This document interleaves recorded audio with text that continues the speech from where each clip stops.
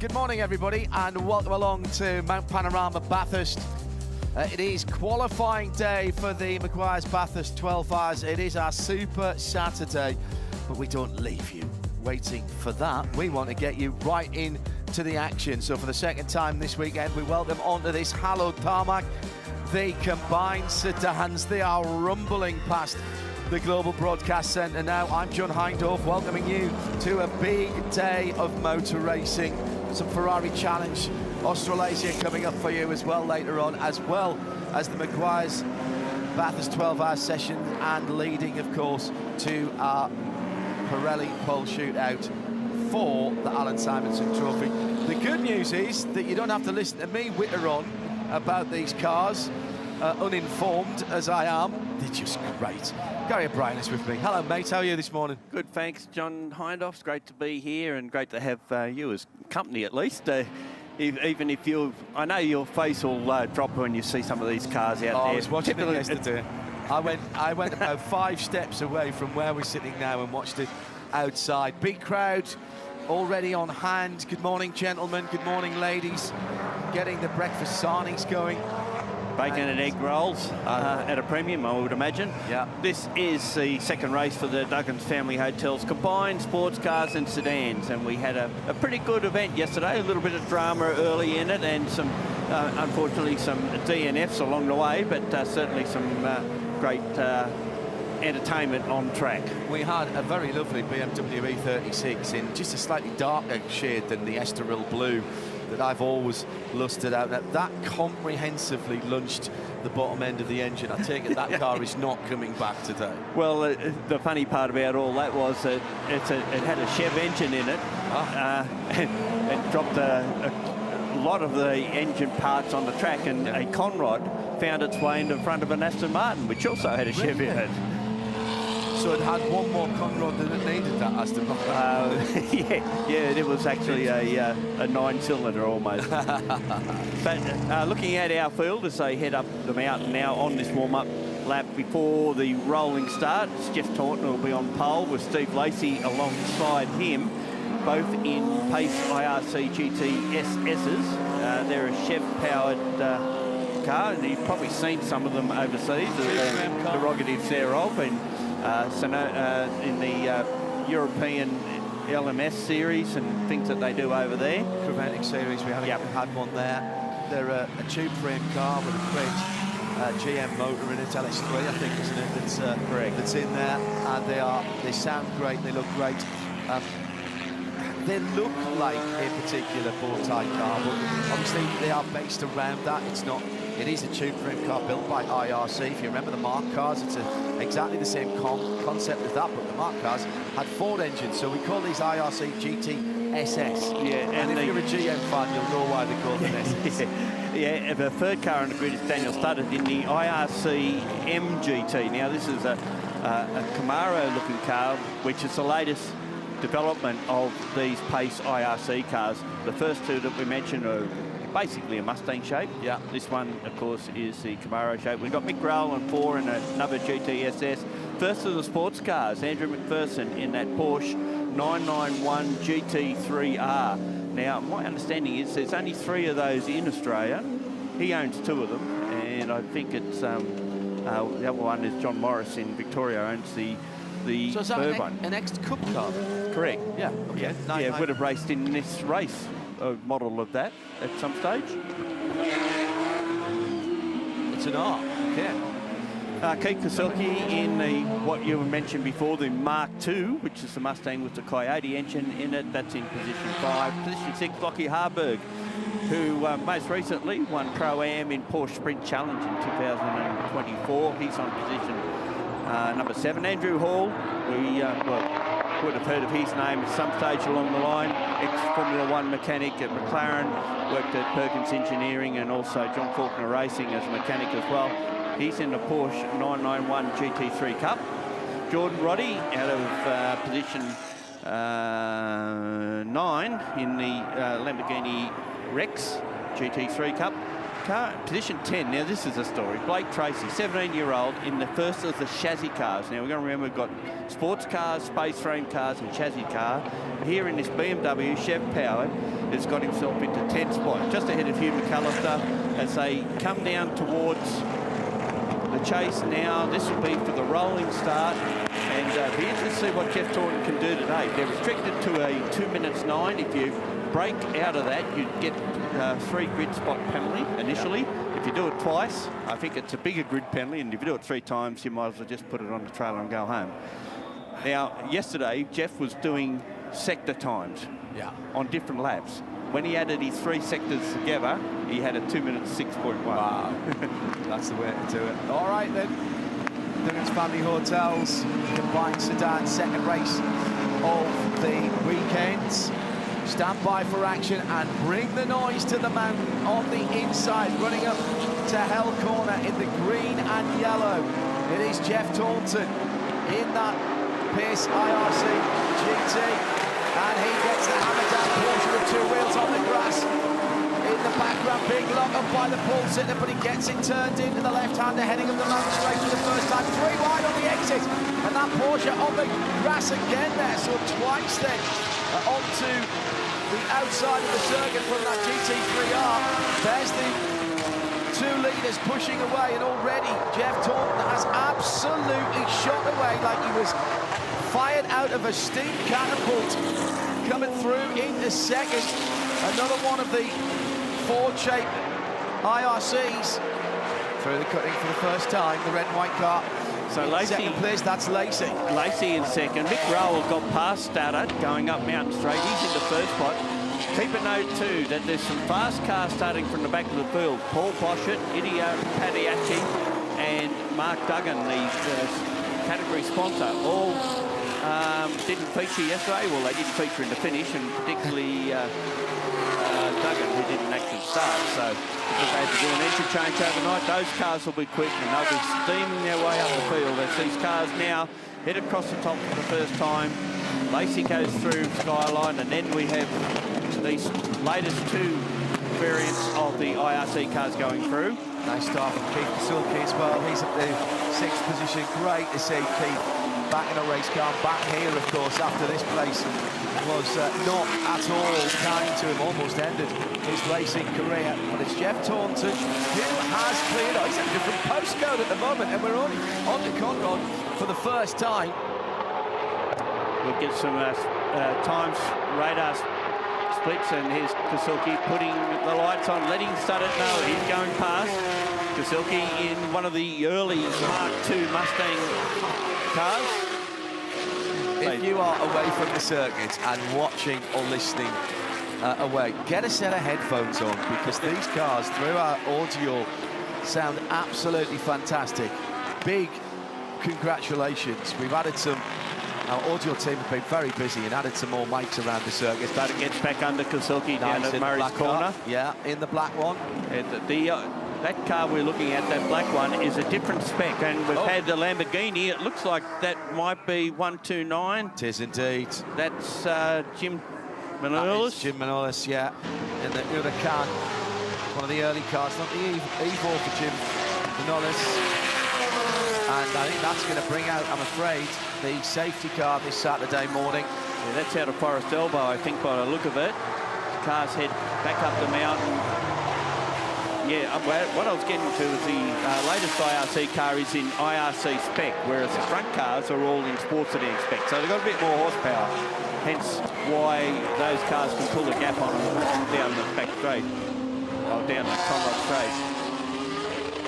So we just noticed that Andrew McPherson's got himself up into behind Kasulki, Harburg in 9th, Port and Tracy. Here's a replay of the start. Almost thrown away by Jeff Taunton right at the beginning. Locks up the inside front. It was a nice move. Steve Lacey dropped in behind him to cover off. But then, I mean, afterburners or what? Now, let's see if we can work out what happened to the Lamborghini. Oh, just did on his own. Coming out of the elbow, the BMW Empire elbow.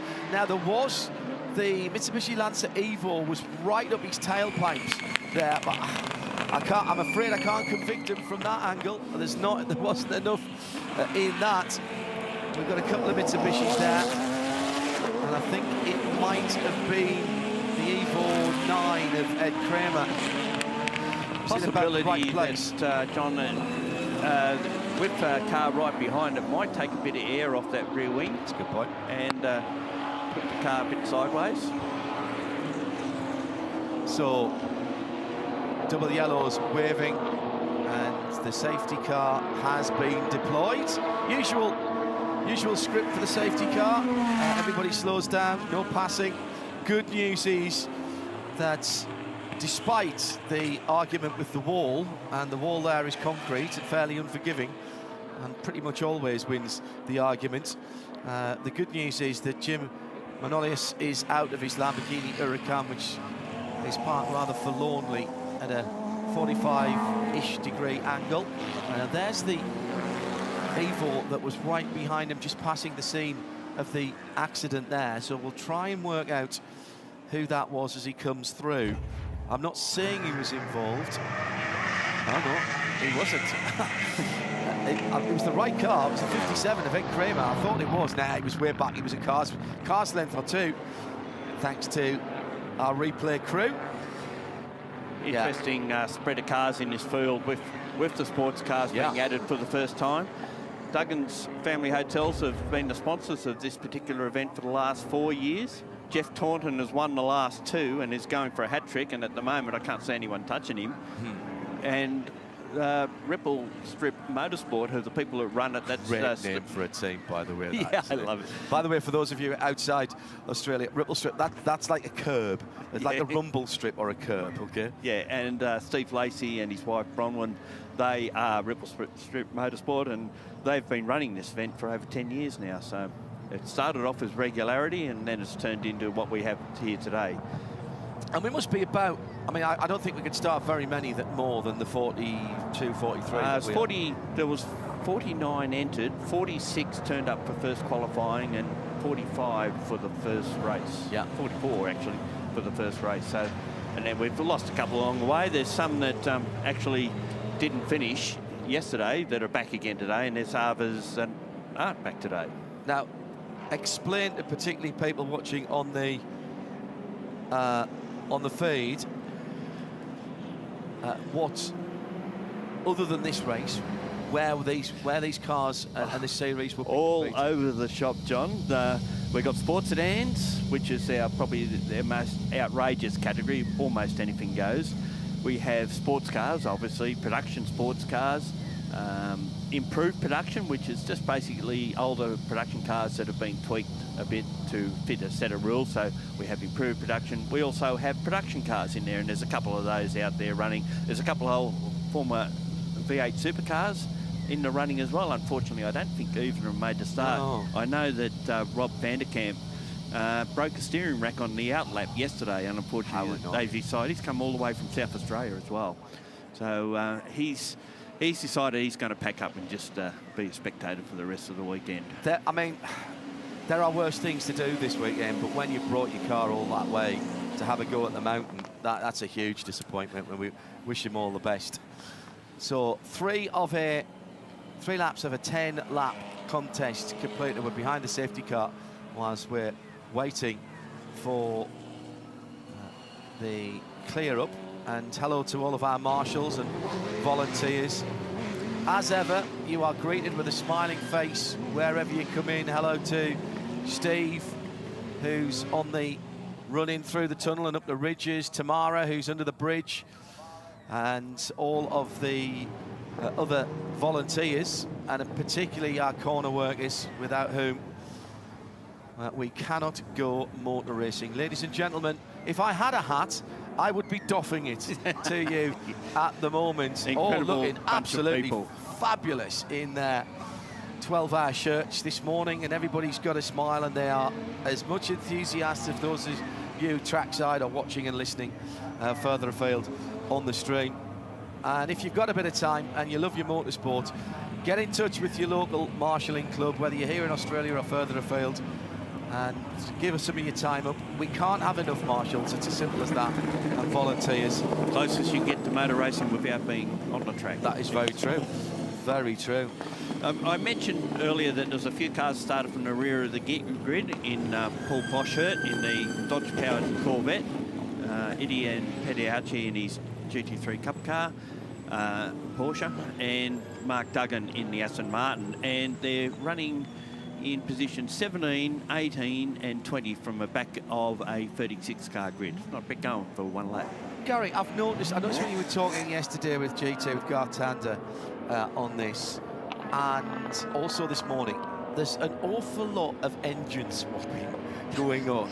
So it's almost always been multi-cylinder V engines, V8s, 10s or 12s or whatever, but there's some odd engines turning up into cars that either are space frames that look different, or indeed are cars that have just had an engine swap. Why is that? Oh, well, it's availability is, I guess, is the first thing you look at, and what sort of parts and what have you can get. There seems to be a big trend at the moment for these crate engines to come in and run in various different classes, in our V8 Super Utes, in TA2, in Trans Am, and with innovation race cars as well. So there's that. There's the big banger sports sedans that we always refer to, usually run a NASCAR-based Chev engine or a Ford engine, in the case, or, as I already mentioned, a Dodge engine. Now, so you talk about that. So how is the balance of performance, such as it is between within the classes? How is that policed? Is it on lap time? Is it on weight? Is it on restrictors? Out of weight. Okay. They've brought in a bit of a ceiling on this a couple of years ago when we had that Nissan Skyline here. Yeah, that was a rocket ship, wasn't it? 327 kilometres an hour down Conrod, yeah. They thought that for a chassis car too, it wasn't a space frame car. I believe that Brad Sheriff, the guy that has that car, is putting the finishing touches on a space frame version of that car. Oh. Something that will be something to behold. And Rotaries have made a bit of a comeback. We've had a rotary-powered car win the Australian Sports Sedan title in 2024. So, you know, and turbo cars are still fairly strong. So it's all down to power to weight ratio? That's how they work out they have a, whatever the power is it's got to carry a certain amount of weight. Got you. So that's that just for the top end safety of the sport, I think, more than any other reason. The reason we have the 209 as a limit here is because of the variation in the speeds of the cars. Right. And if we made it any quicker, then a lot of the cars wouldn't qualify. On the 130%. 30%. Yeah. Got you. That all makes perfect sense. And so this is a national series here? No, this is just a one-off of combined sedans. There's a couple of events around Australia that have combined sedans. Darwin at the Supercar round, there's combined sedans race there, and there's all sorts of things. There's Hyundais and HQ Holdens and sports sedans, improved productions. So these individual classes then are racing in national and regional championships around exactly. Yeah. The car running second at the moment finished third in the National Sports Sedan Championship last year, and Taunton, I think, finished second. So we look further down. Let me see. Andrew McPherson, Asia GT for the last 5 years. Yeah.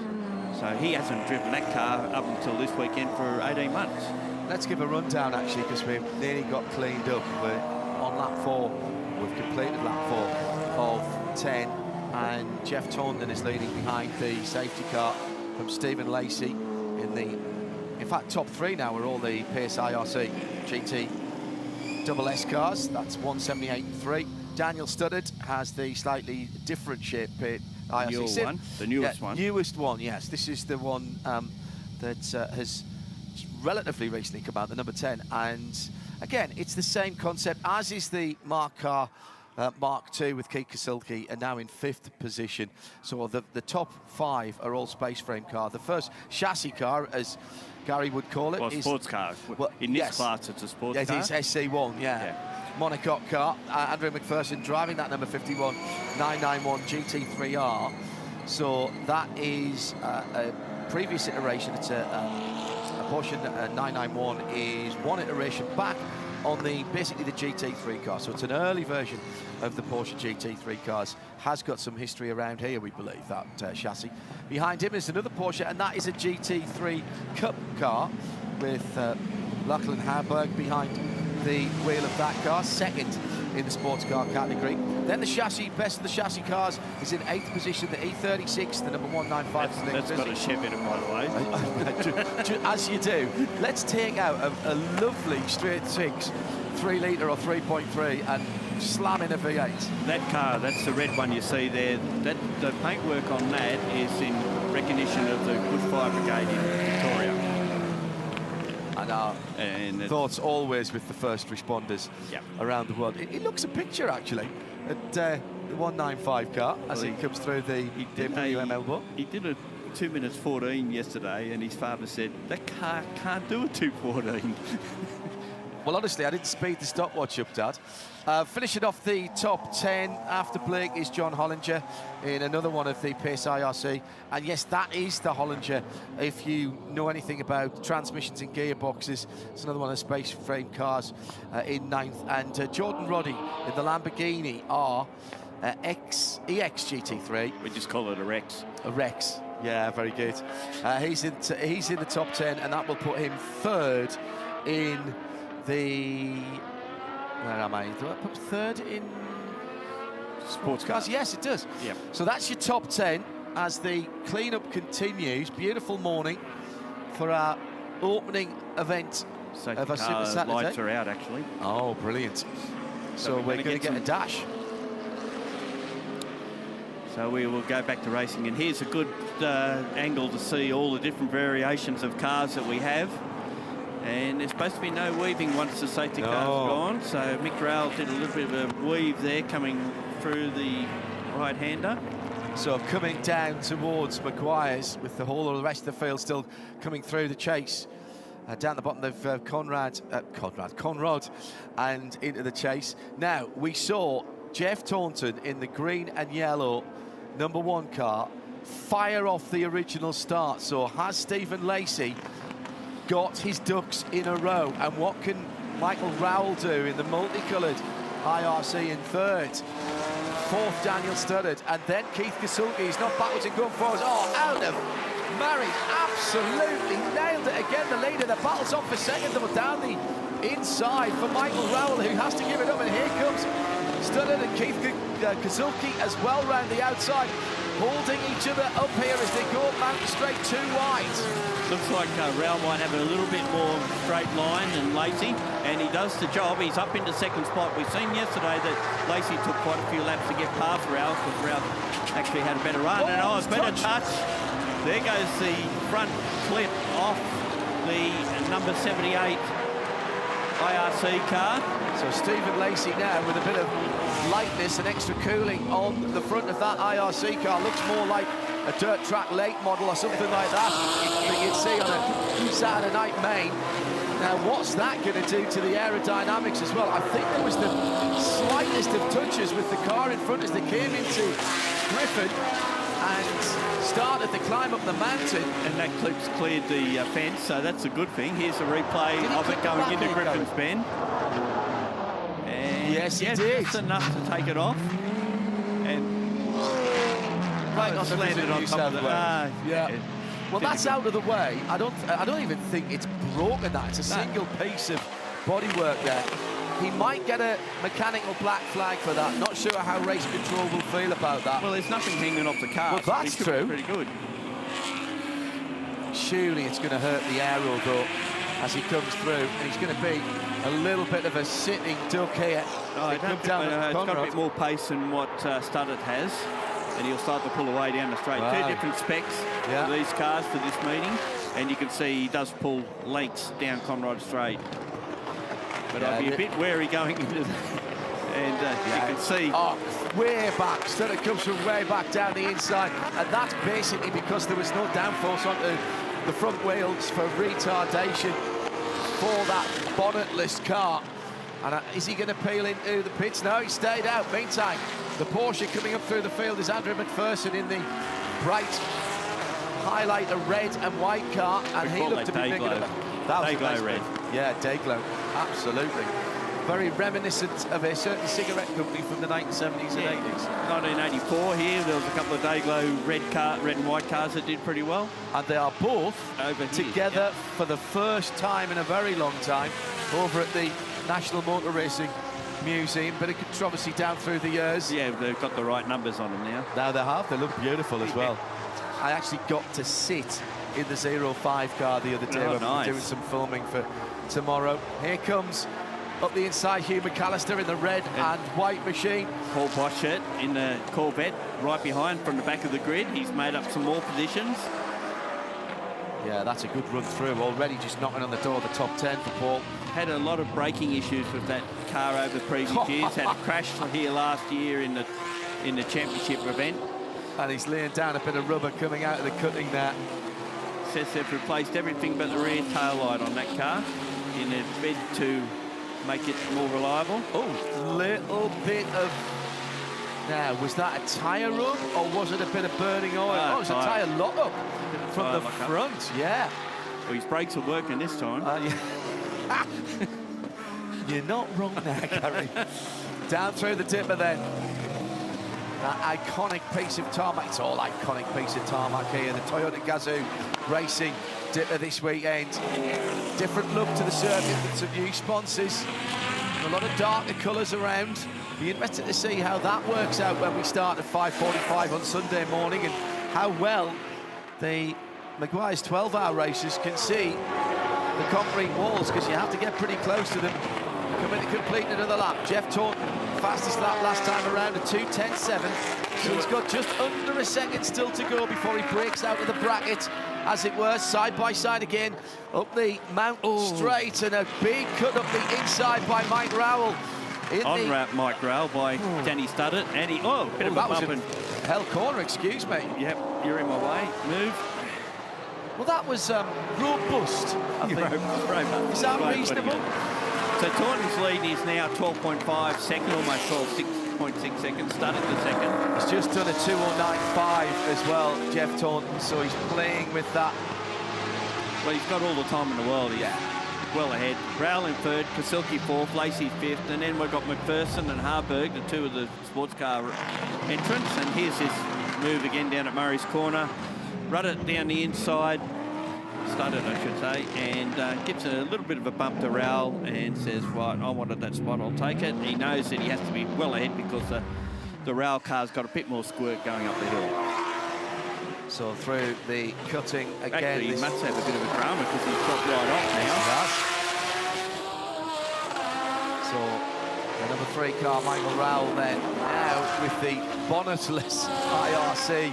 Number 78, Stephen Lacey, in behind him. The mostly red car of what you can see when it's gone by, red and black down the side. We're seeing bits of the undercarriage of that number 78 Pace IRC GT SS. Bits that we probably ought not to be seeing, but it hasn't happened to Pace. All those crate engines look the same from on top, don't they? You know, you've just upset so many Chev and Ford fans and Dodge fans around the world. Down through to the ML Port. The train of cars right behind now. This has turned into a fascinating scrap. We're on lap 8 of a supposed 10-lapper. We might go one short, giving that to we're time certain. Yeah, we've had 22 and a half minutes. I think we might be all right. I haven't seen the clock pop up yet. If we stay great, there's the fire engine coming down as well. Yeah, he just got passed by Jordan Roddy. Yeah. Just been told that just started their last lap. Ah, right, okay. Thank you. So this is not been resolved as yet.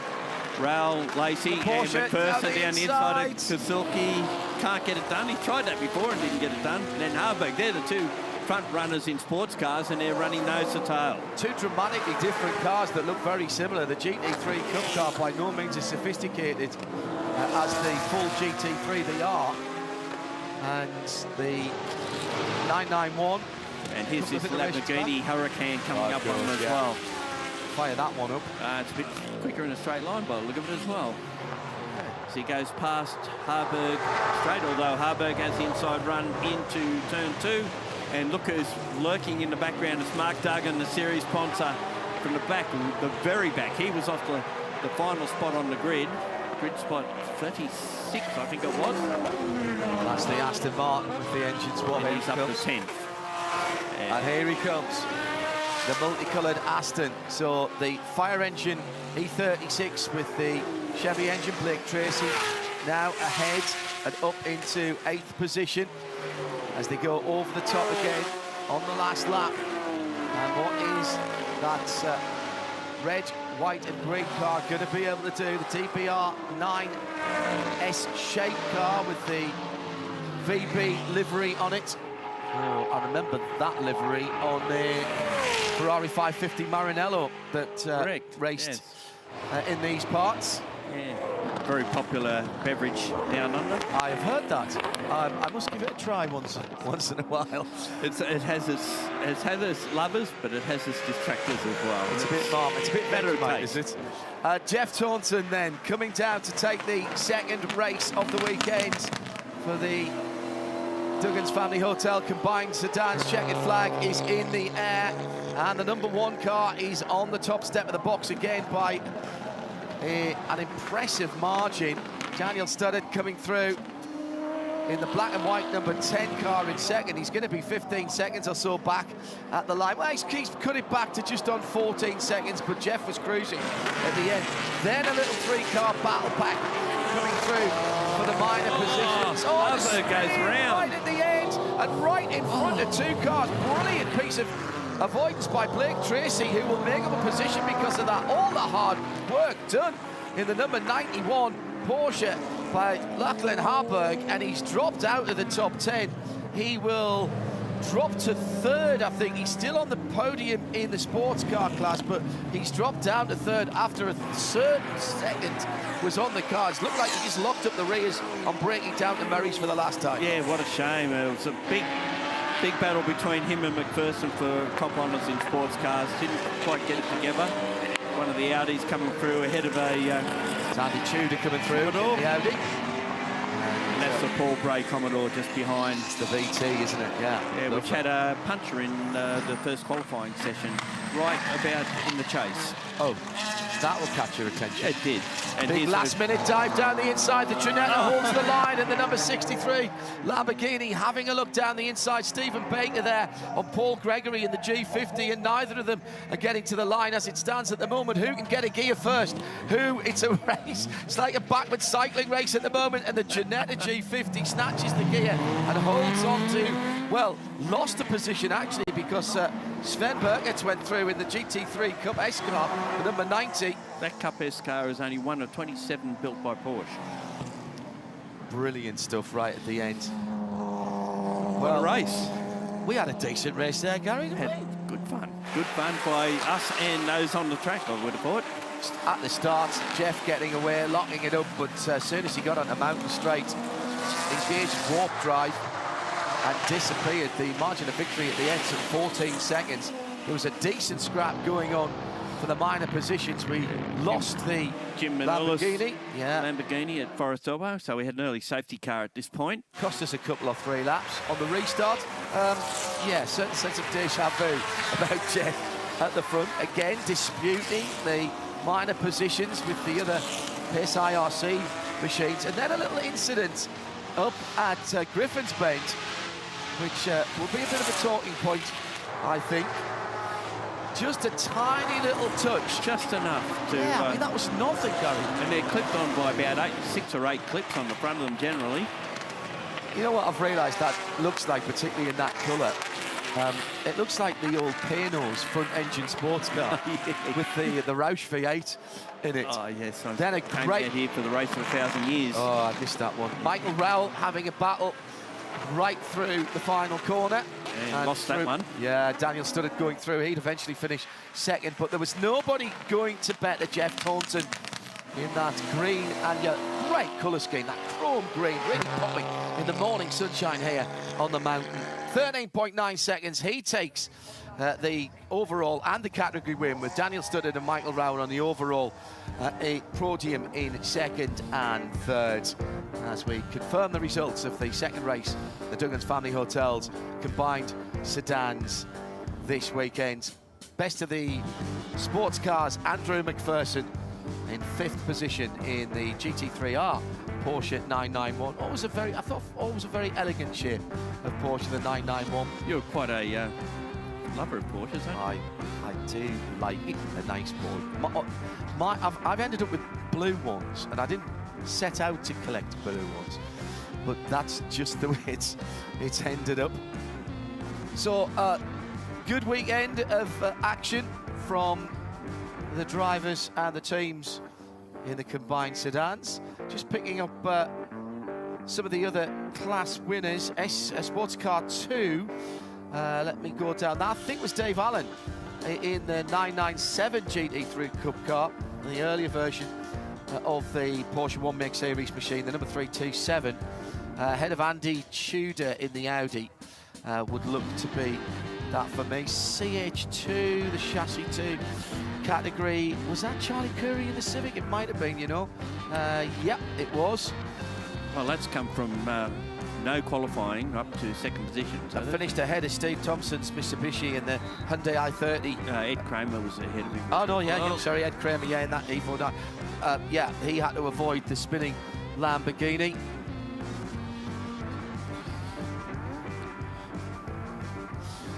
So, congratulations to all that made the end. It's always an absolute joy to drive the just over 3.8 miles, 6.2 kilometres of Mount Panorama on a Saturday morning. Gary, thank you very much for letting me join. It's been a pleasure, John. I'm more than pleased that I've got the great Hindy alongside. What a great way to start Super Saturday. If your trackside don't go too far away, on the stream we'll have more action for you as we head towards the big event of today. We'll be setting the grid for the 2025 Meguiar's Bathurst 12 Hours, the Pirelli Shootout for the Alan Simonson Trophy, and the build-up to that starts soon with more practice for the 12-hour cars.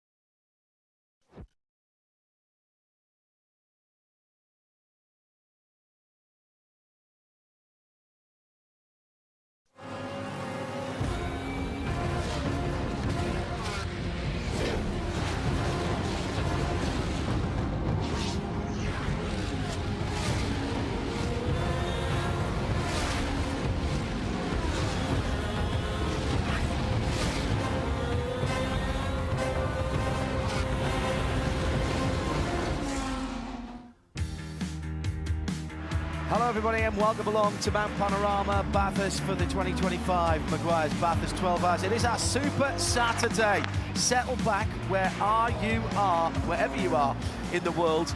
This is a day not to go too far away from your computer screen, because we have got entertainment coming stacked right throughout the day. It will culminate in the award of the Alan Simonson Trophy at the end of the Pirelli shootout for pole position here for the 2025 event. Before that, we got a couple of free practice sessions and the first part of qualifying. Delighted to say that alongside me, John Hindorf, is Richard Crail and Garth Tander. And we've already got a spinner in the GT4 class. The McLaren has gone around. That, Garth Tander, is not the way you want to start your free practice 5. Good morning, John. Good morning, Richard. Good morning, everyone. And no, that's probably not the way you want to open your Saturday morning, but any time that you spin a race car at Bathurst and you don't hit a concrete wall, it could be a lucky day for that car. Point, well weird and beautifully presented. Cold tyre, just getting on the gas out of turn 2, and I would imagine that's actually a brand new tyre. And just getting the mould release off the tyre, and around they go. And as we said, managed to keep it off the concrete, Rich. That's the quick and effective way to remove the mould release. Do it in Till 11. 2 corners it is, yeah. Anthony, the Queenslander behind the wheel. Good morning, Garth. Good morning, John. Morning, Crail. Everybody here at the circuit, great crowds so far this weekend, and a really good vibe in town last night. The city of Bathurst was absolutely packed to the rafters, which is great to see. And this just sets the scene as to where we are. So there's 5.5 million people in Sydney. Felt like most of them were down at the Ox last night in Bathurst town as we take a look at this incredible racetrack. 6.2 Ks, wedged on the side of what used to be called the Bald Hills. And it's now Mount Panorama, and they've been racing here since the late 1930s. It's hosted all the great races. The Australian Grand Prix, believe it or not, has a history here. The great race in October, and the Meguiar's Bathurst 12 Hour has become a staple. The 23 corners, you know them by iconic names that we'll refer to over the course of the weekend. And 3 sector times we'll be talking about, Garth, will become increasingly more relevant today because we're building towards qualifying, and it's a real evolution over the course of the day to build to the Pirelli Pole Battle this afternoon, which will be 10 cars, 15 minutes. Fastest driver gets the Alan Simonson Pole Award. 2 hours of practice, 30 minutes each for qualifying 1 and qualifying 2, which is the top and bottom 50% of the field, so they get plenty of clear racetrack in those sessions. And then you get to that 1 or maybe 2 magic laps in prime time this afternoon to get there. Yeah, the intensity level will rise as the day progresses, and starting in this session, practice, what are we up to? Practice 5. And this is what we call a hot session. So it's a procedural session. That's what we're seeing. A lot of cars coming straight into pit lane, driver changes, they're prepping tyres or roading tyres, which we saw some teams doing yesterday. They're checking fuel flow rates because they're allowed to fill the cars off the fuel rigs in this session. But then we get into practice 6, the next one, and that's the one that splits the top and bottom 50%, as you said, Rich. So we'll see a lot of qualifying simulations in practice 6, and then obviously once we get into qualifying, it's time to tighten the belts up, turn the headlights on, stop breathing for 2 minutes and see what lap time you can do. And the shootout, the pole shuffle shootout here in the GT3 car is epic to watch. Yeah, it's really, I mean, we all love the 1 lap shootout thing at the 1000, but when these drivers get a couple of cracks at a lap around here in a GT3, They are just flawed. It's The 1 lap is, we've had that at this event before, but that's October. I mean, it's iconic as part of. I like that we've separated, we've moved away. Yeah, I like that. I agree, and it suits the car better as well. These cars take sometimes, unless you're Sheldon Thunderlander last year, more than a lap to produce peak pace, peak performance. And you and I and Chad Nailon were crunching some numbers yesterday on Maro Engel's record-breaking run. Wow. And it's 6 laps, all of which could have probably put him in pole position. And it was the 6th and final one that did the job in the first pole lap here at Bathurst under 2 minutes. So once again, Team WRT, incredible Belgian-based outfit, outrageously professional team that run in GT racing all around the world and the World Endurance Championship of hypercars and 24 Hours of Le Mans. And they are going through the processes this morning, so fuel in.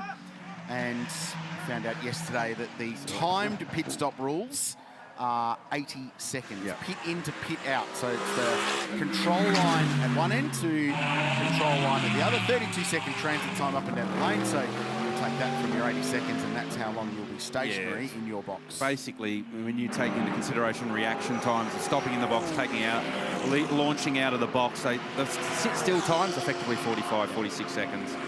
The fill time for most of these cars will be around the 38 to 40 second mark. So they've got a 5-second window where they can sort of, effectively, you do your job properly in the pit stop, you'll be sitting there doing nothing for 5 seconds. Talking to some of the drivers who were out and about last night, pro drivers in particular, were absolutely straining at the link to get back here this morning and get out. They didn't do the last session, the last 40-minute session yesterday. That was the bronze drivers session, and they were really jonesing to get back on this track. They were like, come on, Yesterday was a really strange day on track in that it felt, I'm going to say it felt calm and controlled, and no one, you know, the crank it up to 11 dial on the pro drivers was somewhere around 5 or 6, and we were barely seeing it, and the contrast in teams as well, who either had something really good or really bad. It was one or the other, and a conversation with Jules Gounon about what they were at with car 75, and they were really struggling with balance on that car, and said it was really oversteering, really tailing, which they were trying to tune out of it, and I know they had a big swing at that overnight. Whereas other teams, and we referenced yesterday in practice 4 that Mark Sini said to his engineer, if you change this car, Lee Holson's the same, you're gone. So they were really happy with the Hallmark Audi. That was a strange vibe up and down the garages yesterday. Yeah, and I think as the intensity goes up today, it'll be less calm and more of that anxious sort of nervous energy start to creep into the garages and into the cockpits of the cars. So even there you can see which tyre's got to go on the car. Oh, wrong tyre. So even now, just getting these procedures right, and that's why they allow the teams these hot sessions, just to practice those procedures, practice the pit stop rules, practice, you know, the 80-second sit still, make sure their pit stop timers in the cars are calibrated correctly, just ticking a lot of boxes in this session. And then even in this session, I think as the 60 minutes goes on, the intensity level will start to rise. Equivalent time last year, and the beauty is the format's been quite set for a couple of years. It requires 12 hours, so you can sort of reference year to year, and last year it was a 2:03.1, which was a Jamie Whincup lap in the Triple Eight AMG at the time.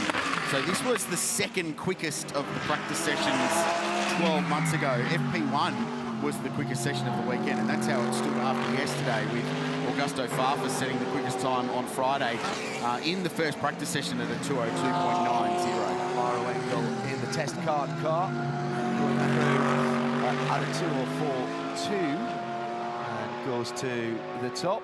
Now we were monitoring the gap between wing mirrors and bodywork and wall at the top of the mountain. Acres. Oh, you could drive a truck through there, John. A Tonka toy, possibly. Yes, I think you may be right. I think Australian B-double, you get through there, no problems at all, John. Just backing up what you were saying, Quilsey, about how, and I like that word, Carl. Normally on a Saturday morning, we're talking about at least one story where somebody's having to do something to the car. And all we've got is the fact that the 75 Express, they can find a balance on the track. Nobody had any damage. Yeah, nobody had to pull the all-nighter. Nobody was off down the taft to pull out a chassis leg or anything like that. So yeah, uneventful, quiet, people getting on with that work and running through that programme. I think it shows a massive level of restraint across the field as well yesterday, and everyone just playing themselves in gradually to this place. And as Garth touched on, the intensity builds, and that's when mistakes can creep in, and that's when the differential between the pro drivers and some of the less experienced guys can start to become a little bit more overt. The sweet sound of a 5.2 litre V10 Audi R8 running up the hill is the number 183 from Jamek Racing, Team MPC, Troy Russell's squad. Pulled together this program at the last minute and had a really solid day yesterday, despite the fact they missed one of the four 40-minute sessions with a gearbox change. Liam Talbot was very quick in the final session of the day. Brock Feeney was very fast in his one pro session behind the wheel. So this is a good combo. Liam behind the wheel at the moment, and the Swiss young gun Ricardo Feller who's been here since 2002 and been very quick on every occasion, will be here as well as part of this number 183 JMac Racing out. Let's bring in our fourth voice for this early part of the sessions today on this Super Saturday. Shay Adam is working the lane for us again. Hello, Shay. Hello, nothing, as we said, nothing for you to follow up in terms of people who pulled all-nighters. So where have you plotted up at this morning? Well, I walked all the way down to the STM team, the Scott Taylor Motorsport. I was having a quick chat with Craig Lowndes, living the legend of the mountain, and he was saying that they found some issues with the car overnight between the practice sessions, which is a bit of a relief because they didn't quite have all the speed that they expected to have coming into today's race. So good news from that organization, and I will dive back up that way to try and get a chat with them. But also, I've noticed a couple of interesting things. That team in particular, they're scrubbing their tires this morning. They've done 2 sets of Pirellis thus far with Thomas Randall behind the wheel, and they are planning on doing a couple more. But I saw a brake change going on for the Volante Rosso Aston Martin. That is the silver lineup car with the 3 newbies to the mountain and to this race. The second youngest driving lineup in GT3 history, I think we decided. Krillsy, you'll have to check me on that one. You were correct, Shay. There we go. But that car did a front brake change where they barely, well, the pads that they took off were barely used, to be perfectly honest, but they were hot to the point where the crew couldn't figure out how to get them back into the garage because the mitts that they were trying to use, they weren't exactly protecting enough. So just interesting to see that after only a couple of laps around the mountain this morning. Thanks, Shay. Just a point on that Aston Martin as well. They were given dispensation to take part in practice 1, which was the bronze driver only, bronze driver only session. Yeah. Because 2 of their drivers, although they were ranked silver, had never been here before. So that team went to race management and said, can we please have permission to get them some more laps? Do you know what? And that's entirely sensible. It's a very pragmatic life decision, isn't it, for everybody else's benefit as well as that team. Yeah. That comes under the catch-all of at the race director's discretion, and that is a great bit of discretion and common sense being used. I did think when Jamie Day did that 5-1, I thought that's a pretty shiny time for a bronze. Yeah. So it's a shiny. They call it the nickname in the paddock for a fast bronze driver is a shiny bronze, and thought that was a pretty shiny lap. So. Right. which then translates into a sneaky silver. Yeah, that's and right. Further up the progression, and there are a couple of sneaky silvers on this grid too, by the way. Jules Gounon getting a little bit closer to the wall, was he? Oh, he's running pretty low though as he goes through that. Now, what was that? Was that just the bottom of the bottoming car? out on that little drain on the exit of Reed Park. So as they press on, and we will see this from Jules Gounon later today, that they will exit Reed Park with the mirror against the wall and then stay there until they turn into McPhillamy. So well north of 200 kilometres an hour minimum speed for those 2 corners. Does that curve on the exit, does that massively unsettle the car? No, because most of the energy's come out of the tyre by that point. So if we get a slow-mo, you'll actually see the sidewall is actually starting to stand back up again. It's actually not deformed underneath the rim. So you feel it. It's actually, you just feel it. And exactly what Jules did there. Yeah, okay. It wasn't that much of a bump. I've got a bit more room. When you really feel the car bottom hard off that curb, you go, okay, there's not much margin left. Was he slightly further over that time? Yeah, he'll keep getting wider. Yeah. Guaranteed by qualifying, he'll either touch the wall or you won't be able to see an air gap.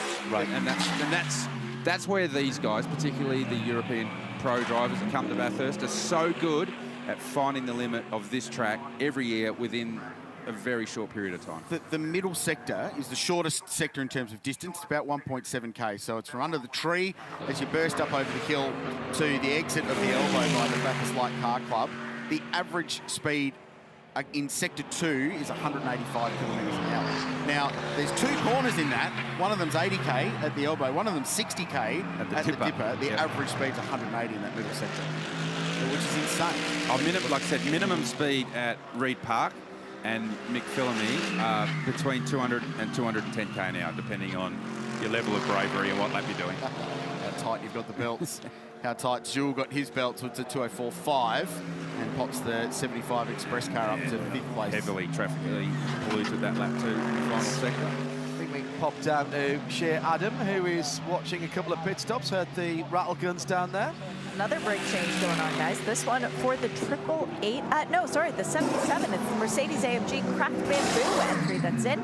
They are doing front brakes as well. But I've seen a lot of interesting things happening within the last 5 minutes since I've talked to you. We've had about 4 teams come down the pit lane and check their pit timing. They want to make sure that they are in the pit lane for the exact amount of time needed for the resurfacing, because of course if you come in and take fuel, it's 80 seconds worth of a stop. If you don't take fuel, come in, do a driver change, do a tire change, and get out as quickly as possible. But a lot of people are checking their timers to make sure that they have everything calibrated for tomorrow's race.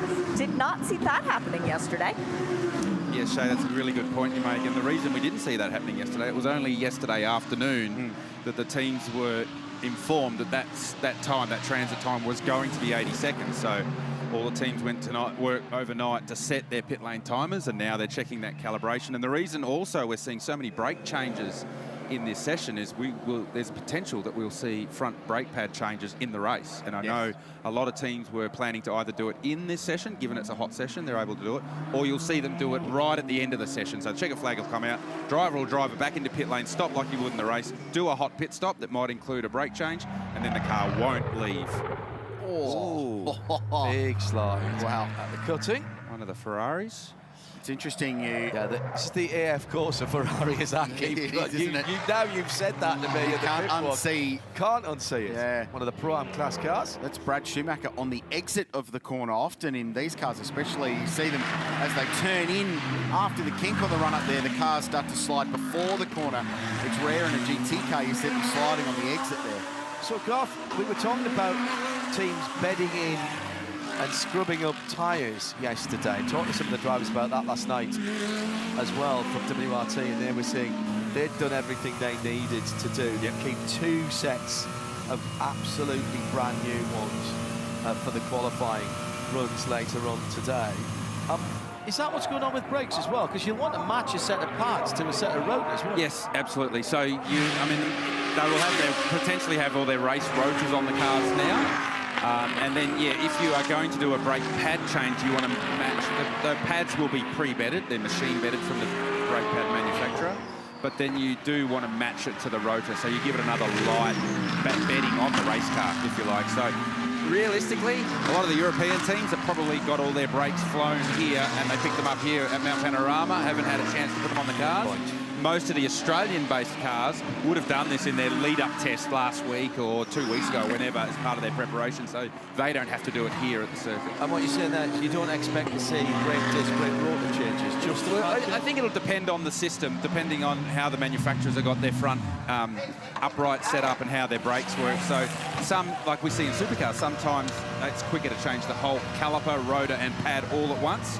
Some teams decide just to leave the caliper there, do pads and rotors. So it depends on how the teams and how the manufacturers have their front brake set up. So that's what we'll see. And that's actually, it's a good point you make, John, that we probably need to keep an eye on how they go. If we are going to see brake pad changes, how they go about it. Do they just change the pads? Do they change the rotors and pads? I would have thought, given these cars are designed and built to do 24-hour racing, they'll do 12 hours on a set of rotors, no problem.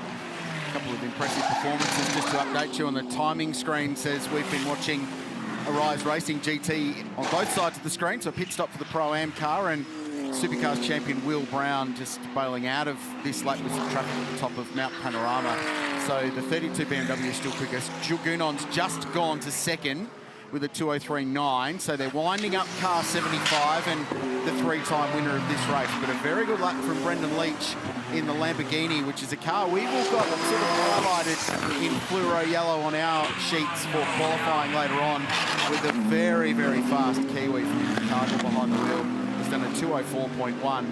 Brenton Grove, a 2:04.18 in the Grove hire car in number 4. He's gone 4th. Morris Schuring was 2nd for a while there. He's 5th in the Bend entry. But the other couple of laps I wanted to point out, Luke Yulden in the 47 car Superbarn Supermarkets at a 4:03.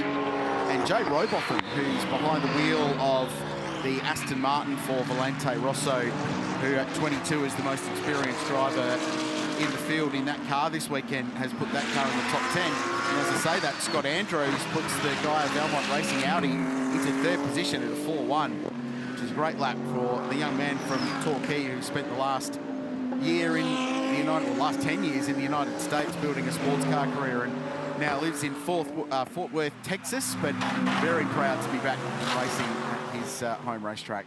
Don't forget, on the socials, you want to get in touch, the hashtag B12HR, as it ever was at RSL_studio as well. We'll get you straight onto the screen in front of us here. Want to know, Pirelli, during the race, Pirelli wants to know who's going to go the full 12 for those that are outside this time zone. So if you're getting up in the early hours of the morning, or you're staying up late at night across a couple of days. And just to qualify, that doesn't count if you're in New Zealand. I was going to say, because they've actually got a better... What's the definition of in a different time zone? You need to be in South Australia. It's only half an hour. You need to be in the Northern Hemisphere, I think. Harder work if you're in Perth. Well, it's only I get 3 that. hours in Perth. Yeah, the start time is pretty rough over there. Yeah, but if you're in fair. New Zealand, it's a 7:45 a.m. race start to a 7:45 p.m. race finish, which is very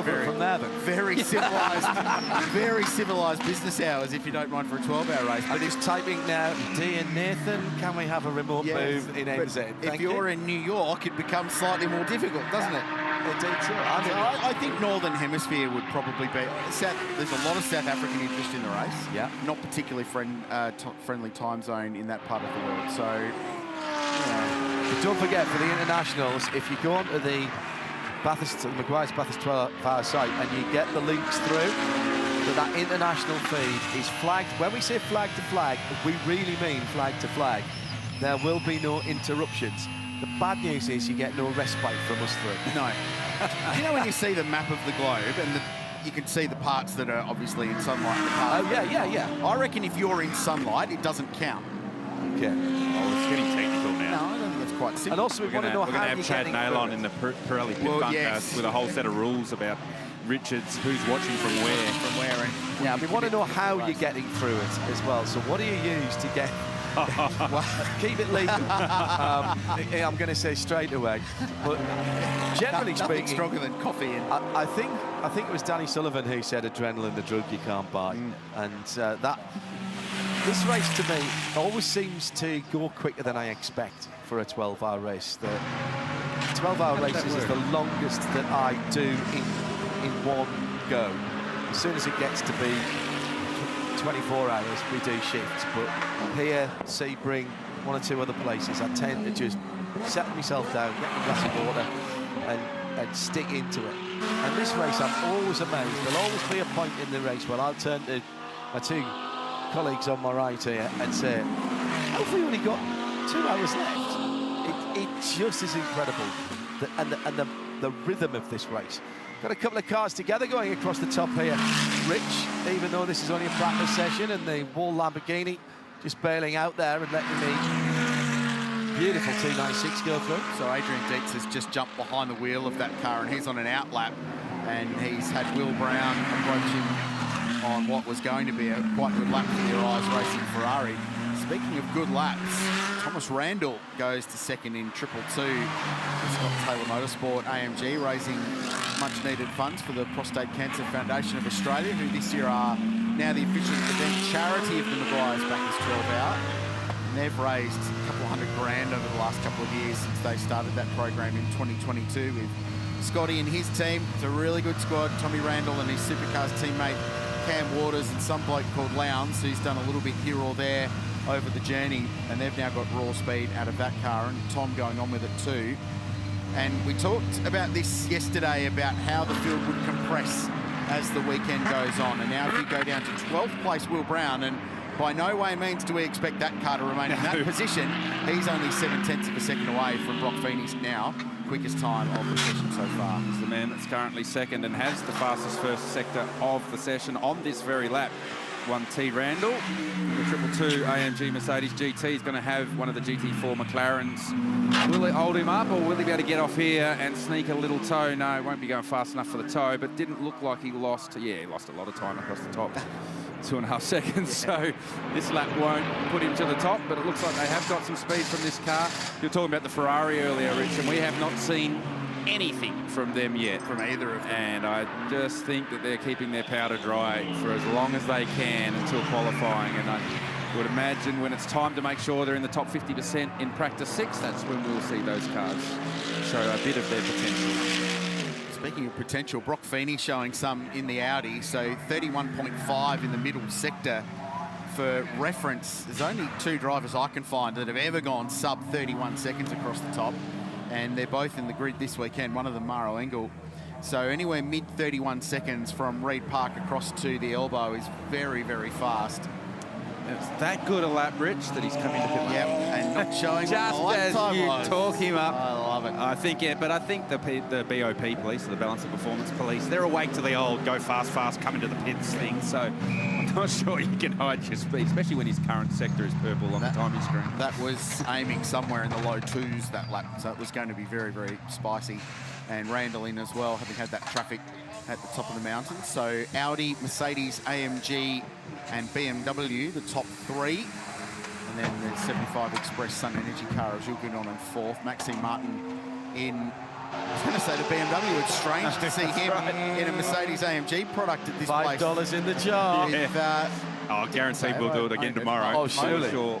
Such a long history as a BMW factory driver, and changed brands to the 3-pointed star, so he's now in the GMR entry. They've pinched the famous 888 number, which is significant here for multiple different reasons. One of them for the race team, but for Asian-based teams, 888, as we know, is considered a lucky number. So GMR, who flagged out of Hong Kong, Chinese-based team with a huge amount of success in this part of the world, and indeed in Europe, in Great Britain as well, in GT racing over there, have assumed that number this year with T8 itself not on the grid.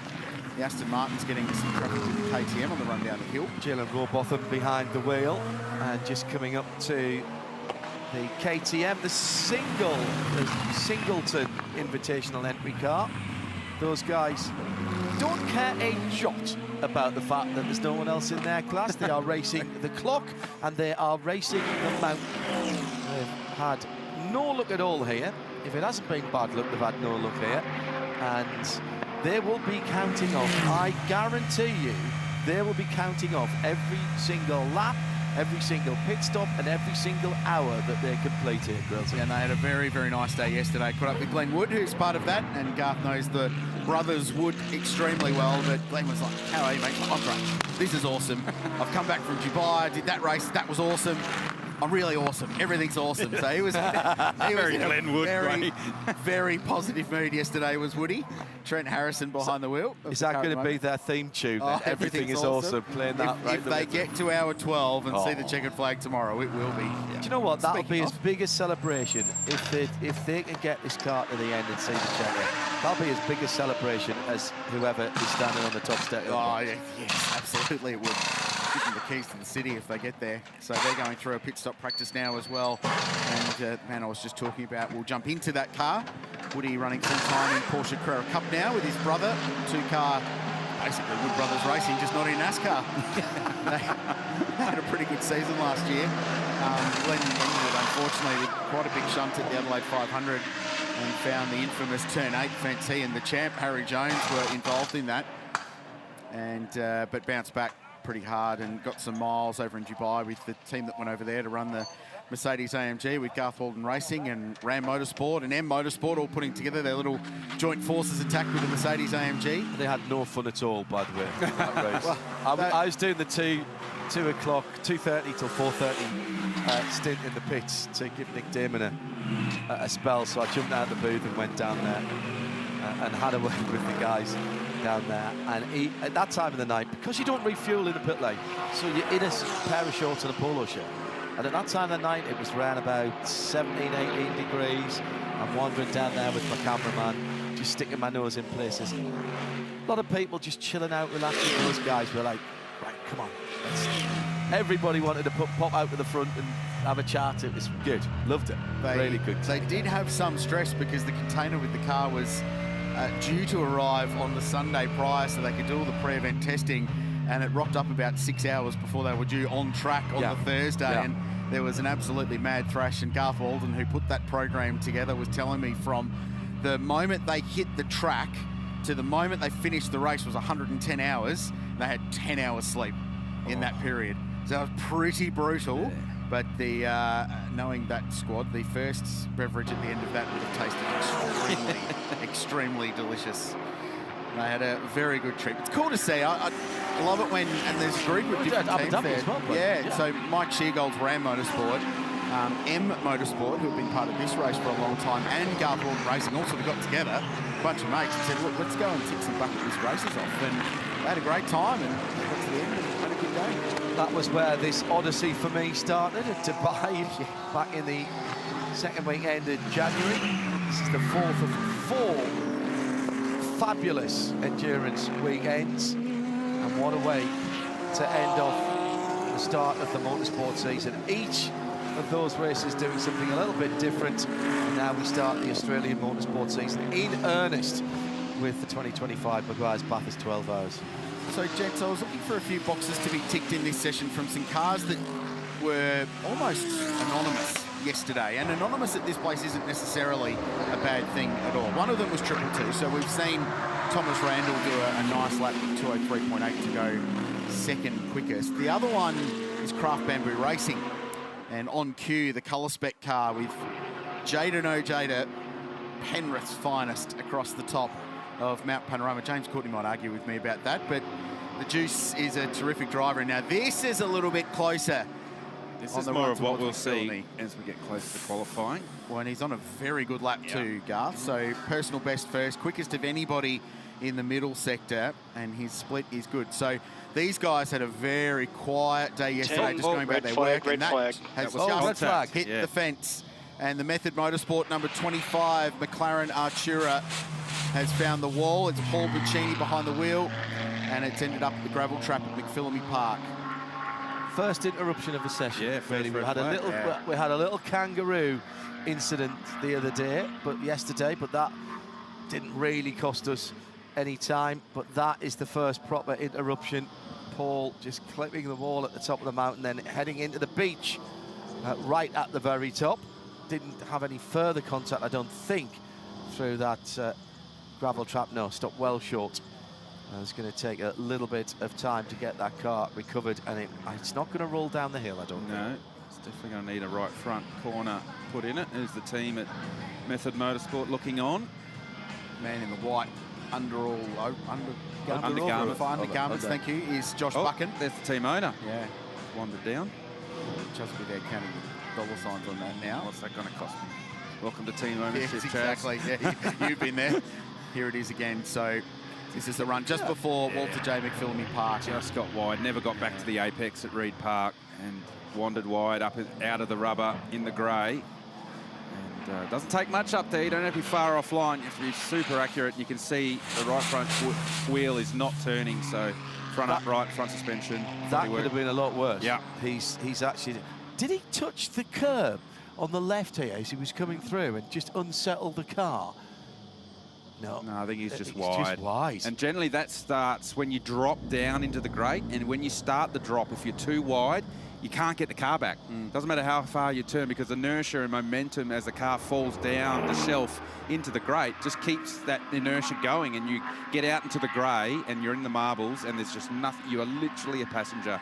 Doesn't matter what you do with the controls, brakes, steering, you can get off the throttle. It doesn't change anything. You are just a passenger on the way to the scene of either a small accident like this one or a very large accident we saw a few years ago. You can't fight physics. No. Don't care who you are. That's exactly what takes place. The concern there will be the right front chassis rail of that car and the underpinnings in the front structure, but it couldn't have hit much more square than it did, so right front corner damage. So there is some McLaren Customer Racing support here this weekend as well. So they've got a lot of resources, Method Motorsport, to make sure that they can get their cars back on the racetrack. The Buccini family are a terrific story, guys. They've been involved in the sport for a long time. As the wildlife getting involved at the top of the mountain. It goes quiet. You pick up all the natural stuff around this place. Bearing in mind we are in the country.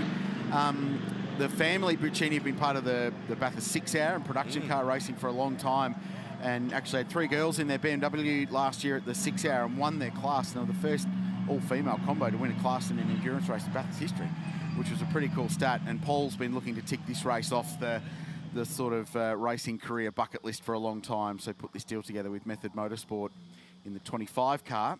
The sister cars still got Anthony Levitt behind the wheel, car 24 and third in the GT4 class. Big orange Kubota to pull that car out of there. That is the biggest Kubota tractor I have ever seen.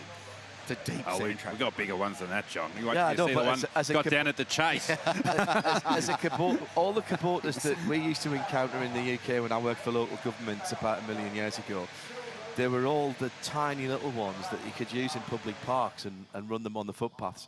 I have never seen anything with the Kubota brand on that big. That's impressive. That's a deep sand trap, though.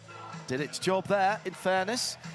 And now the planning begins. The guys will already be on the way to the back of the truck to start pulling out some right front suspension parts. The George Thorogood Hurt So Good playing in the background was kind of timely, wasn't it, for that team? That's eerily appropriate. Was that playing in the garage, or did That was in the garage. That was in the garage. That's a very on audio. That's a very not that crew. That's a very macabre sense of humour from Method Motorsport, isn't it?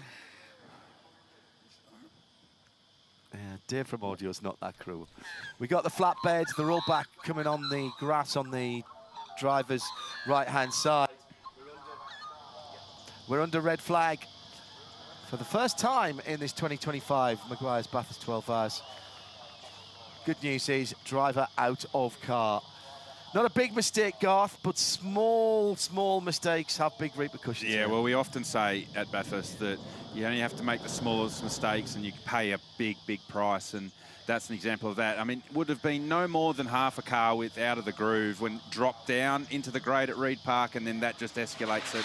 Contact with the outside wall, and if you're going to have a shunt at Reed Park at north of 200k an hour, that's about as good as you can do and get away with minimal damage. So, as we said, the Method Motorsport team will go to work and try and get that car back. It'll be a real challenge to get it back for practice 6, hopefully back for qualifying this afternoon, so they can make sure the car's okay ahead of 12 hours tomorrow. I've got to say, Krell, the clock still runs in this session. We have not stopped the clock, so we're down to some 22 minutes. I think that's a very good point that you make there, though, Garth. That is about the best result that you can get out of that, and it might not all quite polish out, but the wheels, if the wheels are, I think, get the wheels pointing back in the right direction at least, Crealty, they might get that car back out later on. Just on another note, Garth, thinking about these teams that are having a bit of a swing with setup and looking to get their cars in the window that everybody talks about, from a driving point of view, so you get out of pit lane, you turn the car into Griffin's Bend,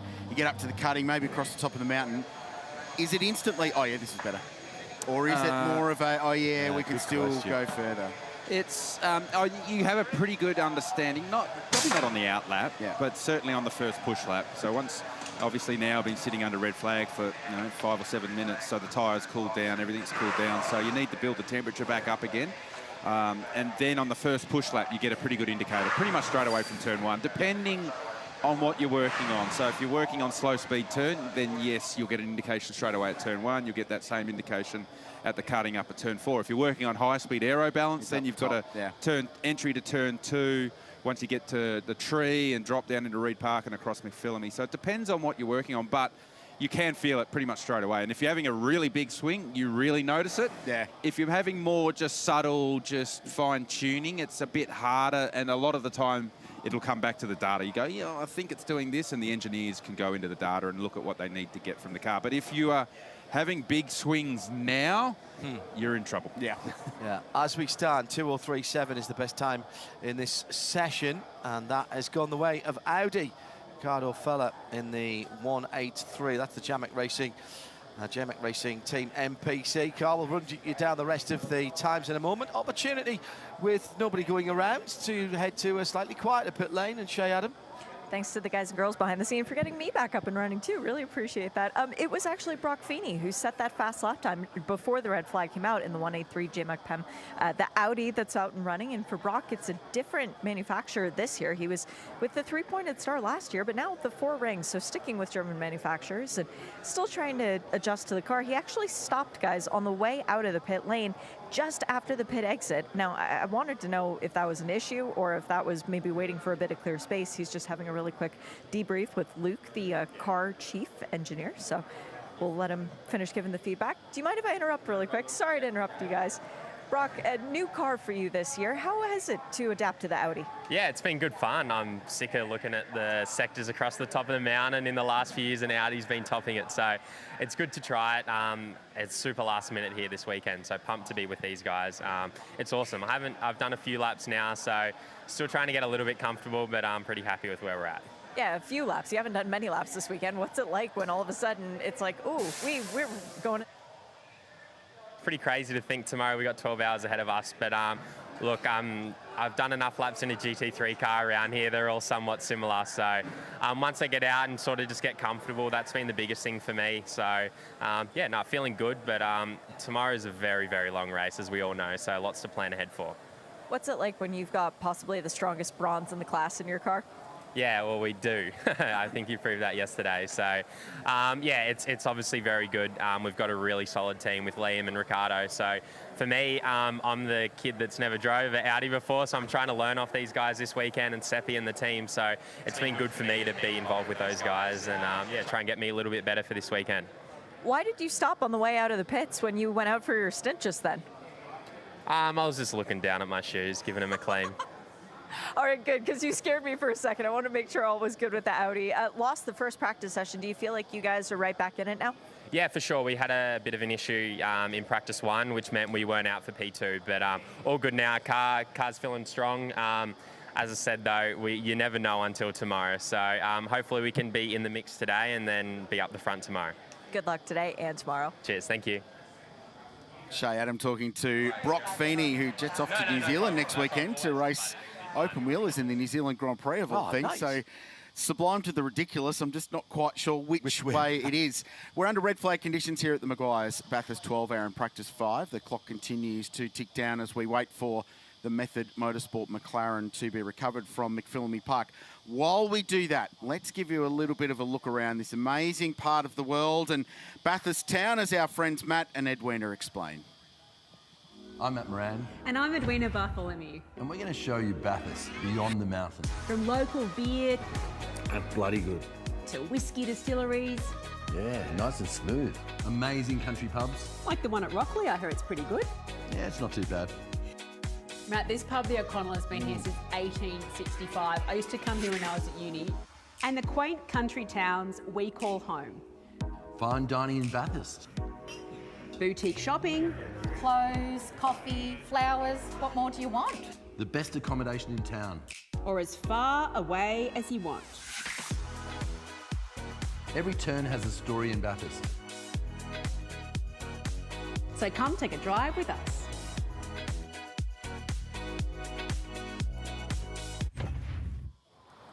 It really is a sensational part of the world, and I know the three of us have enjoyed many of the local establishments over the last week.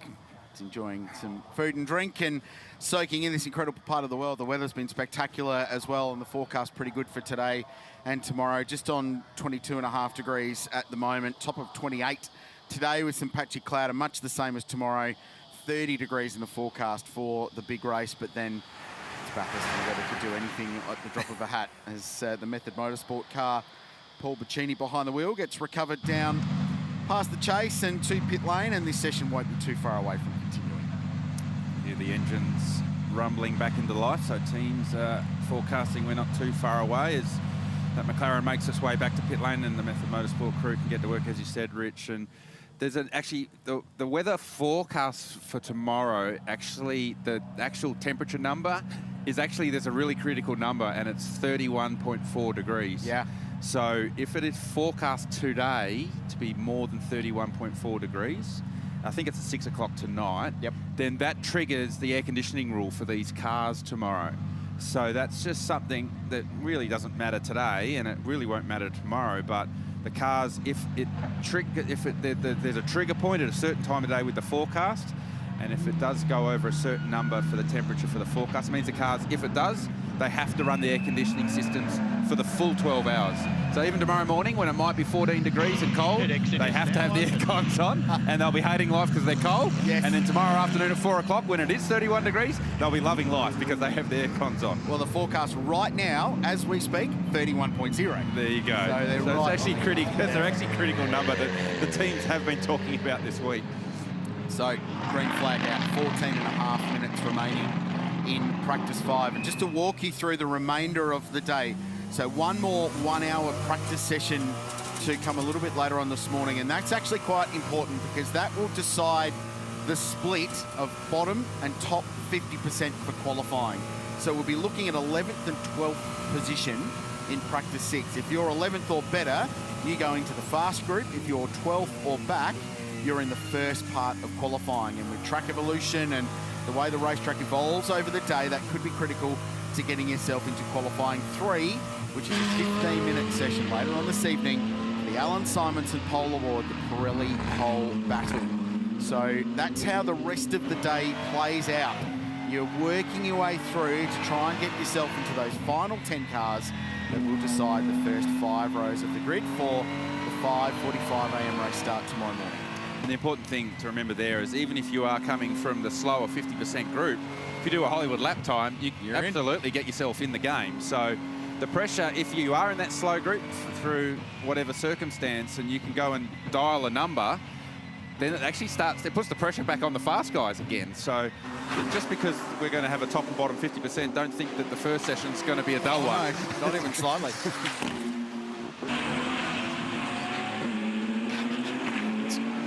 Valentino Rossi back behind the wheel of the number 46 WRT. Just a reminder, if you're joining us on this Super Saturday, possibly tuning in for the first time around the world, this is both of the WRT cars are 2024 cars. Well known to Vincent Vos and his Belgian-based team. Got the Evos.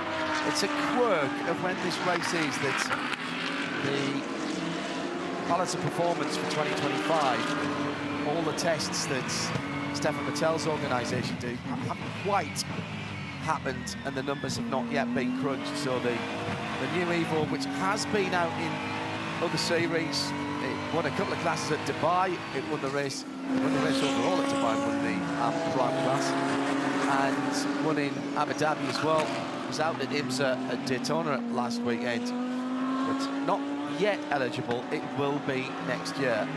I spoke to Vincent Vos in Track to Town the other day.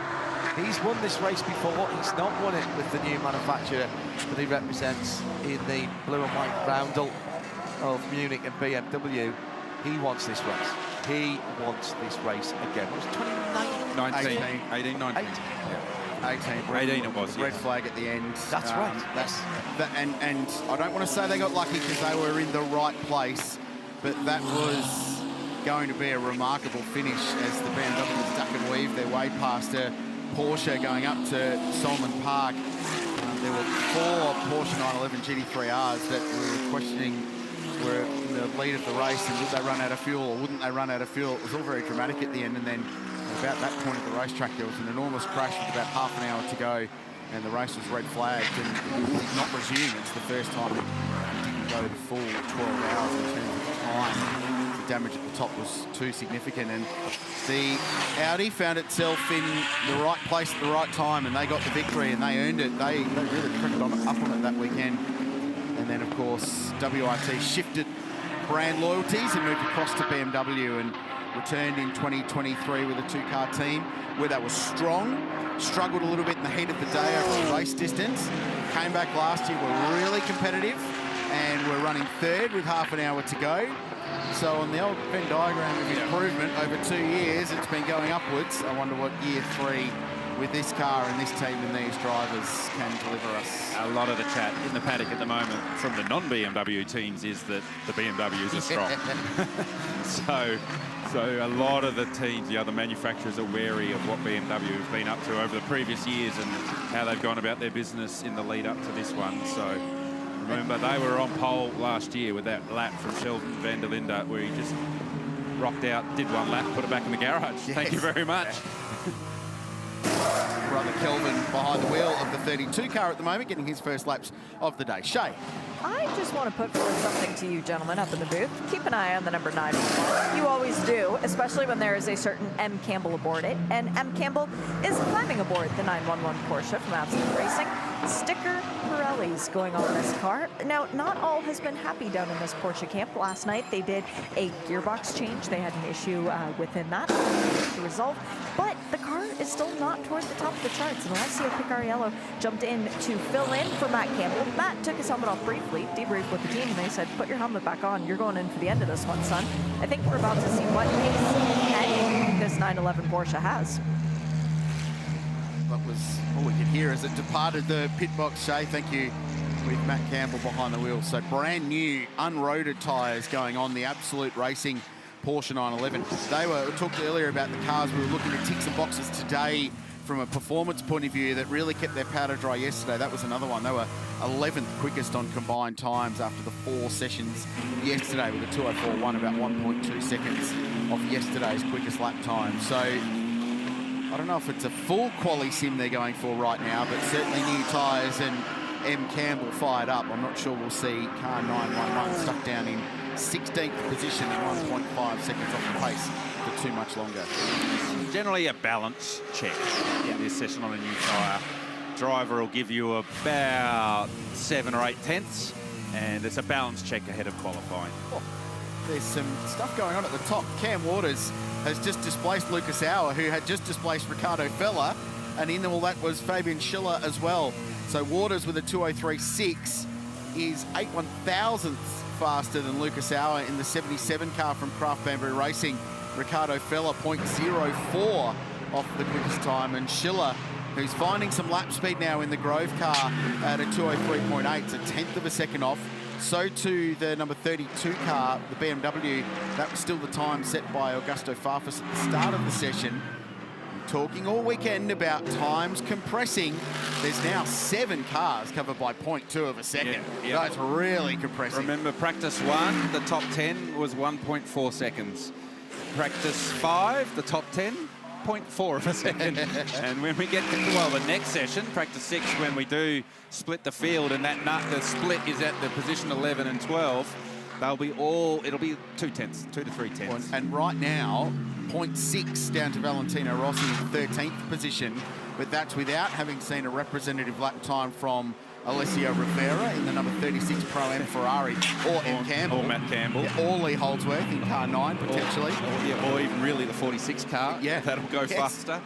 So like we said, there's 15 cars trying to squeeze into 10 spots for the Pirelli Pole shootout this afternoon. That's what's so cool about these sessions when we go qualifying later today. I do love the build.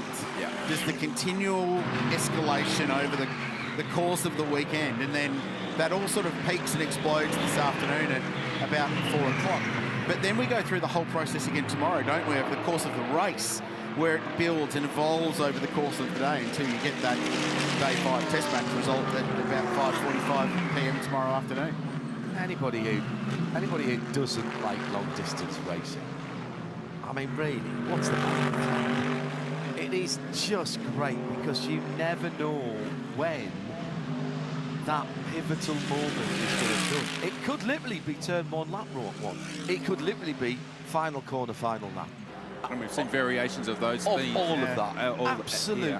I spoke to Mark Coffey, the team owner at Maranello Motorsport, earlier in the week, and he's ridden the full gamut of emotions in that, and they won the race twice, but one year were taken out. Turn 2, lap 1 of a 12-hour race. Day done, over. Highest of highest to lowest of lows. You're right, that's what this place can do. We're watching Ross Gunn behind the wheel of the number 27 Heart of Racing by SPS Mercedes-AMG, and he's having a bit of a dip at the moment because he's just on his 3rd push lap now. So he did a 5.1, and that's since improved to a 4.8 last time by. And he's now within 1.1 of the outright pace, and this lap already looking even better for some more improvement. So perhaps factor this car into that qualifying mix we've been talking about. And Cam Waters, triple 2 car showing some real speed today. Fastest first sector of anybody. Personal best middle, and then pitted. It's the 2nd time they've done that in this session. Just a quick hello back to the UK for Simon Strack, who does the, and done for many years, does the PR for Aston Martin Racing tuned in. He'd be a bit conflicted with this team being a Mercedes AMG squad, wouldn't you? When usually they're very much AMR. Good race driver name, isn't Ross Gunn? Yeah. I think it's a good race car driver name. He kind of feels impressive to live up to. Yeah. Well, you'd want to be a gun. Fortunately, he is. Yeah. Exactly so. Simon's still got the Aston in this race to cheer for. It's what, 10:30 in the evening. Hartner Racing and Aston Martin coming together, of course, for the awesome sounding Valkyrie, which is concluding its testing at the moment.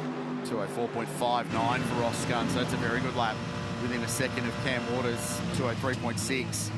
So add them into the 1 second club that we're seeing in this practice 5 session, and the pro Ferraris on a decent lap as well. Personal best first sector for Daniel Serra in car 26. The pro car, by the way, with the green highlights. So all the way around the car and the mirrors, really like that. So differentiates it enough. And that's a 203.8. First lap in the 3s for the Ferrari so far this weekend, and the Brazilian pops that car up in the 5th place. Top 6 covered by less than 0.2 of a second. So, we don't like talking about the balance of performance and BOP politics, but I just feel like the fact that we've got so many cars just locked into this sort of time position at the moment, there's a degree of just holding back right now. And they're all converging on pretty much the same lap time, so it sort of tells them we don't want to stand out from the crowd just yet. No hero laps. No hero. Stop that immediately. Yes, exactly. You can stop that right now. Will Brown. That genuinely happens on the radio. I've had that call. Hey, that's enough. Will Brown watching on from pit lane, reigning Repco Supercars champion. And in that team, I love this driver lineup. So you've got the reigning GT champion, Chaz Mostert, who was also third in Supercars last year, and the reigning Supercars champ, who was second in GT last year. So from an all-round driving point of view, they have got it covered. And then you parachute in a gun like Daniel Serra just to do some hero stuff as well. Up, right? Exactly. As if it wasn't strong enough. They are throwing everything at it. Arise Racing GT. Super impressive. Huge amount of investment has gone into that program. For the internationals, Quilson, what's the history behind Arise? Well, Arise have come out of the West, Garth's home part of the world, and they've been running a race team over there based at Wanneroo Raceway. Cracking little racetrack just to the north of Perth, about 50 minutes up the freeway, and Garth's old stomping ground where you cut your teeth in Formula Ford racing back in the day. And they've been running programs there for a long time. They're based at the racetrack. They've got their own driveway onto the circuit, and they primarily run radical sports cars over there, but a whole range of different racing cars, and they've evolved out of that into a standalone operation. So this GT team based separately from their existing program, not far from Wanneroo, and they've established this to go into GT racing. So a lot of history, a lot of heritage, and they've gone and cherry-picked some really good people to help put this program together as well. So among them, Adam DeBore, who's Chaz's engineer, has called the engineering shots there for a while, and they've gone and grabbed Mark Goddard out of Asia. You know, you and I raced with Mark in Formula 3 racing when you were a team owner, and I was calling that racing. So he's vastly experienced in the long distance side of the sport. So they put all this really good group of people together and built a really strong program. I saw Eric Pender in there. EP's in there this weekend, so long time Melbourne Performance Centre Audi engineer, engineered pretty much all my Audi stuff for years. So they've, like when you say they're cherry picking some good names, they've really got some, and people with lots of Bathurst experience as well. Last minute of the session, slightly delayed or slightly truncated in terms of the amount of laps because of that red flag. Adam, down in the lane. Well, with 1 minute to go and no purple sector times, I feel confident in saying that the STM 222 Mercedes will finish top of the charts for this session. And in doing so, I'd like to have a quick chat with Thomas Randall to begin things off, because Thomas, hello. Yesterday, you were not the happiest bunny in the world. You were feeling like the car maybe wasn't a winner. Now today, things feeling a little bit different?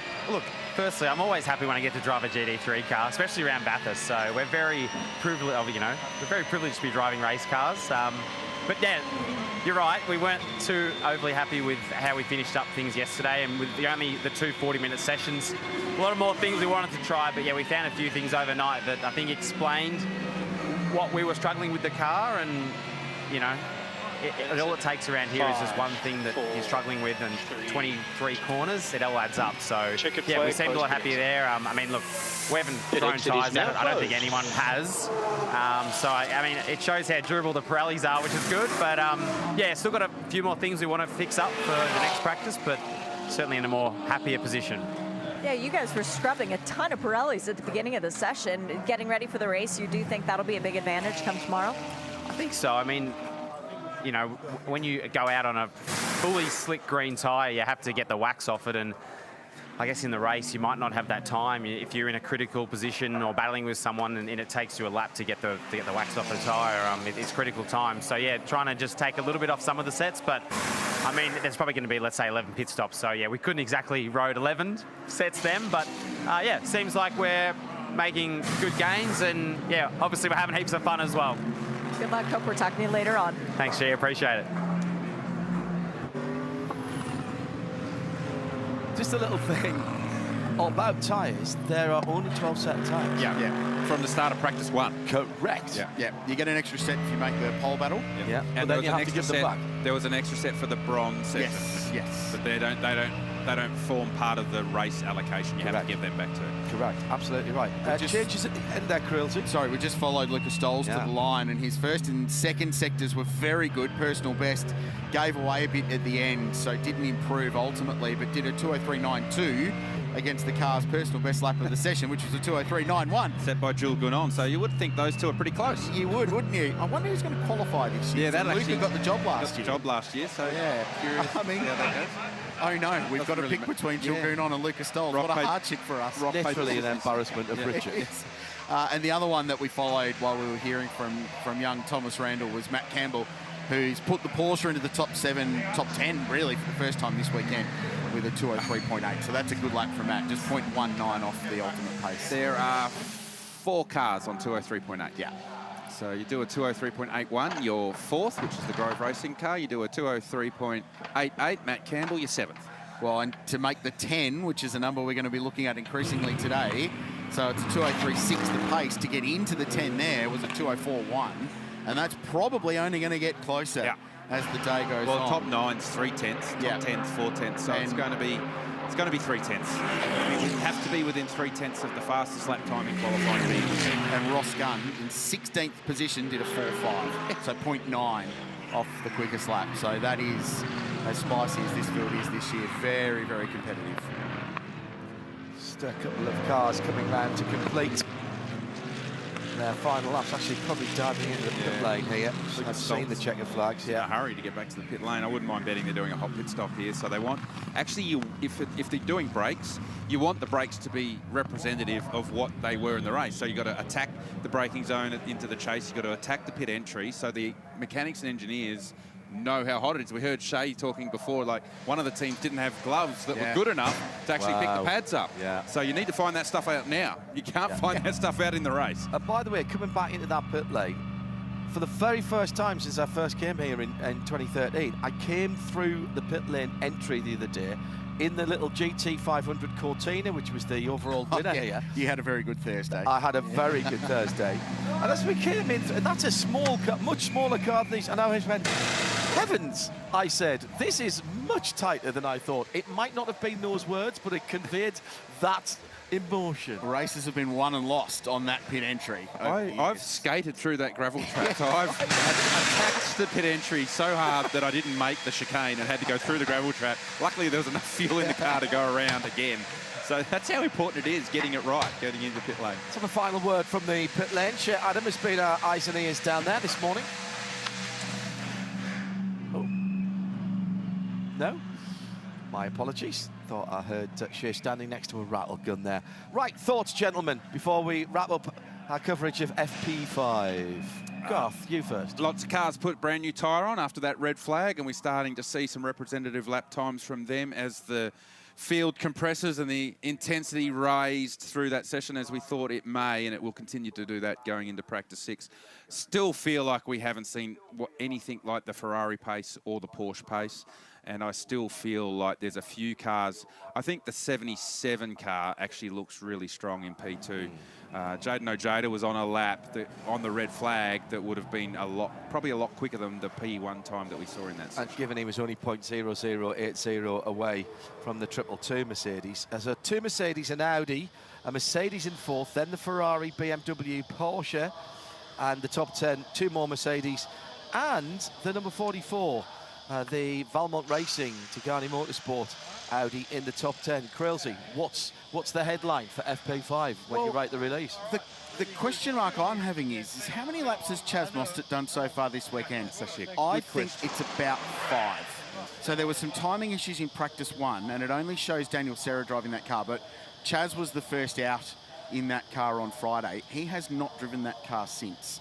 And it was just pointed out to me that they're very much keeping the powder dry there in that one. And that's how I wonder saving their BOP was not letting the driver drive it. Well, I think that might actually be it, because if anyone's going to go out and do a 1.5, it'll be Chazzy. So, yeah, that for me is a very interesting one. But I'm loving how this is ratcheting up and the pressure starts to build and the depth of competition in this race. As we've been saying all the way in the lead up to this, the depth of competition in this year's field is as good as it has ever been at Mount Panorama. So I can't wait for practice 6. We work out who makes the top 10 for the top half of qualifying, and then we build up towards the Pirelli Pole Battle this afternoon and the Alan Simonson Pole Award, which is such an iconic part of this event now. It's been going on for more than a decade, will be awarded this afternoon.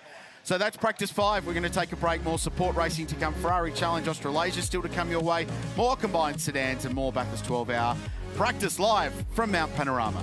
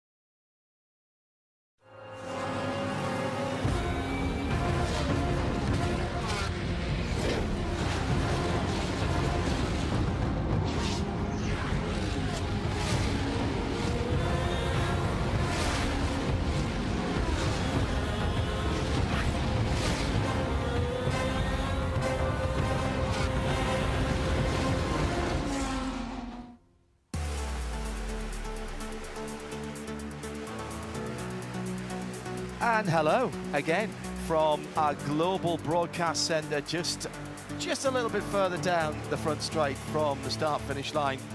It's Richard Craill, Garth Tander and me, John Hindhaugh, as we are ramping it up, as Richard rightly says in the earlier session.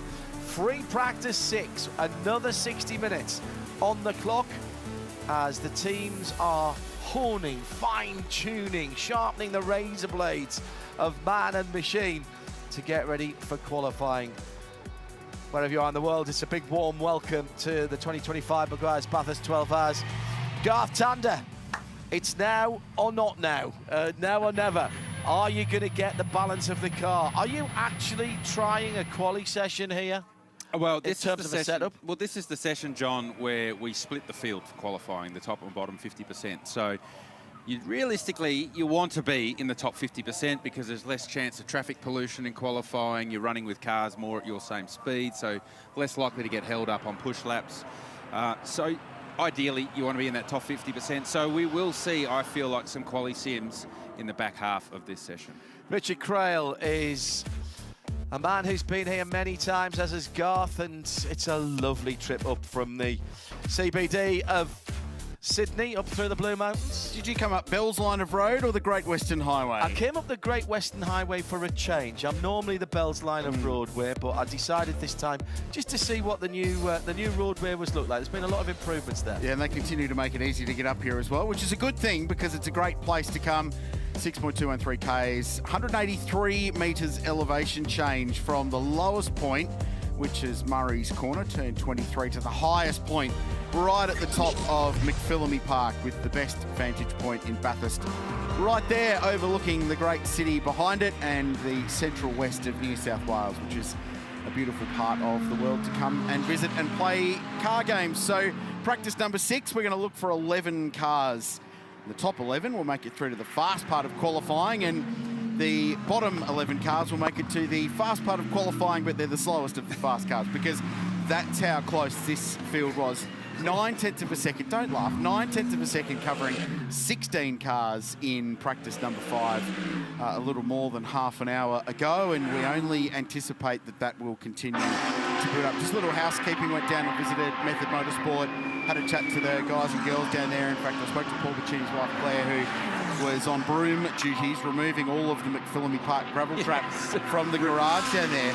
And interestingly, there's almost no mark on the wrap of that car from where they made contact. So the wheel and the upright and that right front corner has taken the brunt of the impact. Structurally, it looks fine.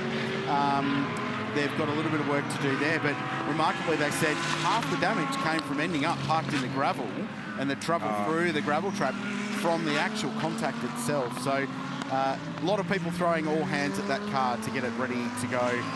Chaz was the first man on the scene to Paul when he got back there, put his arm around and said, mate, it happens, don't worry about it. We're good to go, we'll get the car fixed and send it back out later on today. And there are the team. And young Marcus Flack, who's a Porsche junior and racing in Carrera Cup, was on the tools there as well, helping them out. Shay Adam. It's all hands on deck, Krause. As you said, this crew, not worried. They actually said to me, we kind of like rocks. That's why we brought so many back during that session. Having a bit of fun. Everybody's smiling. Everybody's got dustpans. We've got vacuums going, leaf blowers, trying to get every bit of dust out of this McLaren. But I just talked with the team and they said, we might be able to get it back out within the next half an hour. That's the aim. They want this car to get out on the track for a bit of a shakedown today, because the worst thing in the world for them would be finding out what the car is like at 5:45 tomorrow morning. I did a weekend of radical racing at Donington Park a few years ago, and the deal was the guys from Radical provided me with a car, provided me with a set of pit crew. We went and did a test day, which was wet and cold and horrible, and nobody tells you how wet and cold and horrible. Shocking. I know, shocking. Amazing. East Midlands Tourist Board representative there, Richard Craill. Nobody tells you how cold you get in an open-top racing car, and when it rains, how wet you get, your feet get cold. Anyway, the deal was you can go and do the weekend. You don't have to have a co-driver, so even in a long race, you do it yourself. But if you go off, you have to repay the pit crew in the same amount of weight of beer as the gravel that they took out of the car. I reckon there's 10 slabs going to Method Motorsport tonight. Yeah, that's probably a fair shout, I would have thought. And that's actually race team currency, John. That's how they operate. They don't operate in euros or US dollars or Australian dollars. It's just a slab. I've even seen it on the marks on the garage floor that is, you know, if you're short a slab of beer, spot on. Yeah. 1 slab, 2 slabs, 3 slabs. Hitting your marks on the Hit stop. the marks, yeah, absolutely. Hey, just before we get stuck into this session, it takes an army to put on an event at Mount Panorama, and our volunteer officials are the heart and soul of motorsport all around the world, here in Australia as well, and there'll be more than 400 of them working on this event. This weekend, there are some of the great people on the exit of the chase, but had a little message. So a group of lads called the BCG. I asked what cricket ground it stood for. They said, no, it doesn't. It's just a group of mates who come here every year for this event. And one of their own is 2IC in pit lane for the event, actually. Liam Tame, and it's his 25th birthday today. So they wanted a little shout out. So the boys from the BCG say happy 25th to Liam Tame. So Birthday, Liam. Yeah, thanks for... Do we know what BCG stands for? No, it's just what they call themselves. It's not an acronym. Oh, it's just what they call themselves. And how about spending your 25th birthday volunteering to make sure that a great motor race goes on? Do you think the 25th birthday party this evening might be all right, though? Even though there'll be a 5:45 start, I think it might be held off. 4:30. Might be held off till Tomorrow Sunday night? night. Maybe. Yeah. I don't know. And remember, all of those volunteers giving us the greatest gift they can so that we can go motor racing, and that gift is the gift of their time. I feel like when you're 25, you can probably pull up for tomorrow morning. Pull an all-nighter tonight. At our age, probably not turn quite a so much. 12-hour into a 24-hour race. Just the first 12 hours are a bit more lively. We'll get Shane Chad to be looking down the lane tomorrow to see who's a little the worse for wear.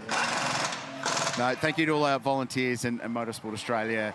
Do a super job with their volunteer program, so head to the MA website for that. Here comes the Porsche story here. There's not a lot of happiness down in the Absolute Racing camp at the moment with this car.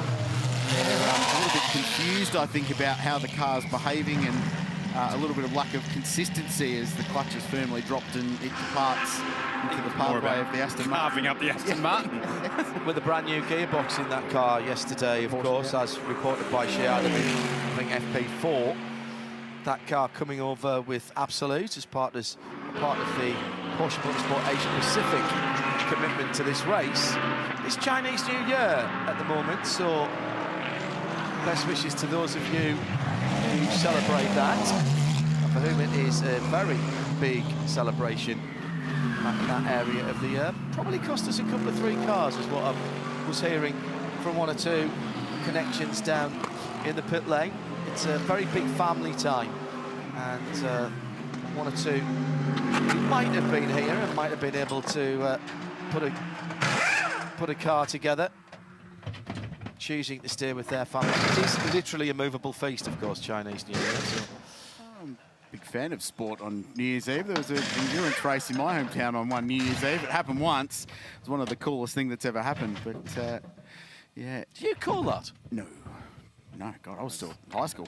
Pre-rich. That wouldn't have made a difference if you'd been asked, in fairness. He called it at home. Oh, no, absolutely. I was definitely. I couldn't holding get the a hairbrush and calling the race. I literally couldn't get the time off work to come down to that. Olive Garden Raffinelli Judd remains one of the greatest sounding racing cars I've ever heard in my life. B2K roller. Lovely, incredible. And then the panels, which was just bonkers. With the Roush engine. Big rumbler up front. And they have the first hybrid as well, let's not forget, with Sparky. Panos, yeah. Okay. Took that car to Le Mans. Shay.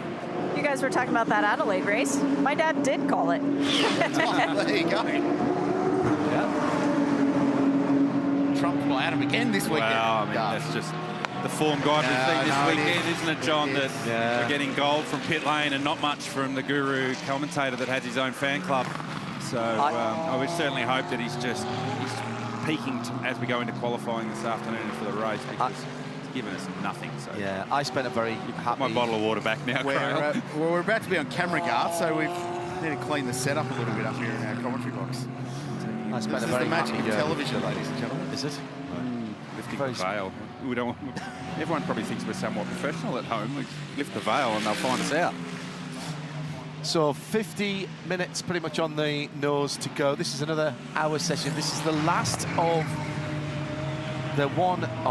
the track time sessions that are designated practice or free practice. After this, everything counts, and that means that the eyes on the stopwatches and the timing screens are going to be even a little more intense in this session. Pit stop at the very end of pit board for the 75 Express, Teddy Paul's team. Good on out, goals in to the 75 car. They've been workmanlike as always in their build-up to this race, and pretty solid practice early today. Car was quick. A little quick patrol of the lane up and down between the practice sessions, and everyone's staying mum at the moment as to who's actually going to be in the car for not just the qualifying part 1 and 2 coming soon, but also the Pirelli Pole Battle later on. And I suspect most of them know who it's going to be, but everyone keeping their cards close to their chest at the moment, Shay. Well, one card that I expect to be played a little bit later on is none other than Scott Andrews. Scott, you've been racing a lot in the US for the last decade. Welcome back to Australia. As an Aussie, racing at Mount Panorama, what does that feel like? Yeah, it's a huge privilege to be here. Yeah, fortunate to be here with a great group of guys, not just my co-drivers, but the whole Tagani Motorsport squad. So, yeah, it's amazing to be back home. Like I said, just feel super privileged to be able to do this. I mean, this is a bucket list race, and you know, it's sort of like home race, but it's not really, because I haven't lived in Australia for 10 years, so. But yeah, no, it's like I said, I'm just really happy to be here, and you know, seeing familiar faces, and my dad's here, so that's awesome because I never really get to see him. So it's probably like the third race he's seen me do in like 10 years. So yeah, it's really cool. You've won the Rolex, you've won the 6 Hours of the Glen, you've won Petit, you've won major races before in your career. What would it be like to add Bathurst to that list? Yeah, well, I mean, let's not get too far ahead of ourselves here, but we've got a really fast car. The team's prepared a great car, and it's actually my first time in the Audi. First time I sat in it in FP1. So I hadn't even sat in one before. So it's definitely a lot different to the Merc, which is what I'm, you know, predominantly driving. So I'm very used to that. Engines in the back, Merc engines in the front. Yeah, very different driving style. This car's very twitchy, so across the top, especially down Skyline, it gets your attention. But yeah, it's a lot of fun to drive. Very dynamic car. So anyway, let's see. Like, I'd love to add, you know, a trophy from Bathurst to my collection. That'd be fantastic. Well, to be fair, I've got a couple in Formula Ford, but nothing in GT3. So yeah, yeah, co-drives are doing great. Sergio's really quick. Marcel's getting his confidence up, and you know, it's great to see, and he's doing really well. So I guess it leaves it up to me, right? You can't miss the bright livery of the Audi across the top of the mountain. I've got you pegged on making the shootout. Do you think that you've got a chance at this Pirelli Pole Award? Pole Award, I don't know. Just because I haven't, like I said, I haven't driven the car before, and then I haven't really done a proper like new tyre run. So this is going to be the first time I do a new tyre run, and I've got a lot to learning in a very short space of time. Anyway, yeah, I'd love to back myself for the 10. But there's really good drivers here who have done Bathurst a lot more than me, even though I'm Australian.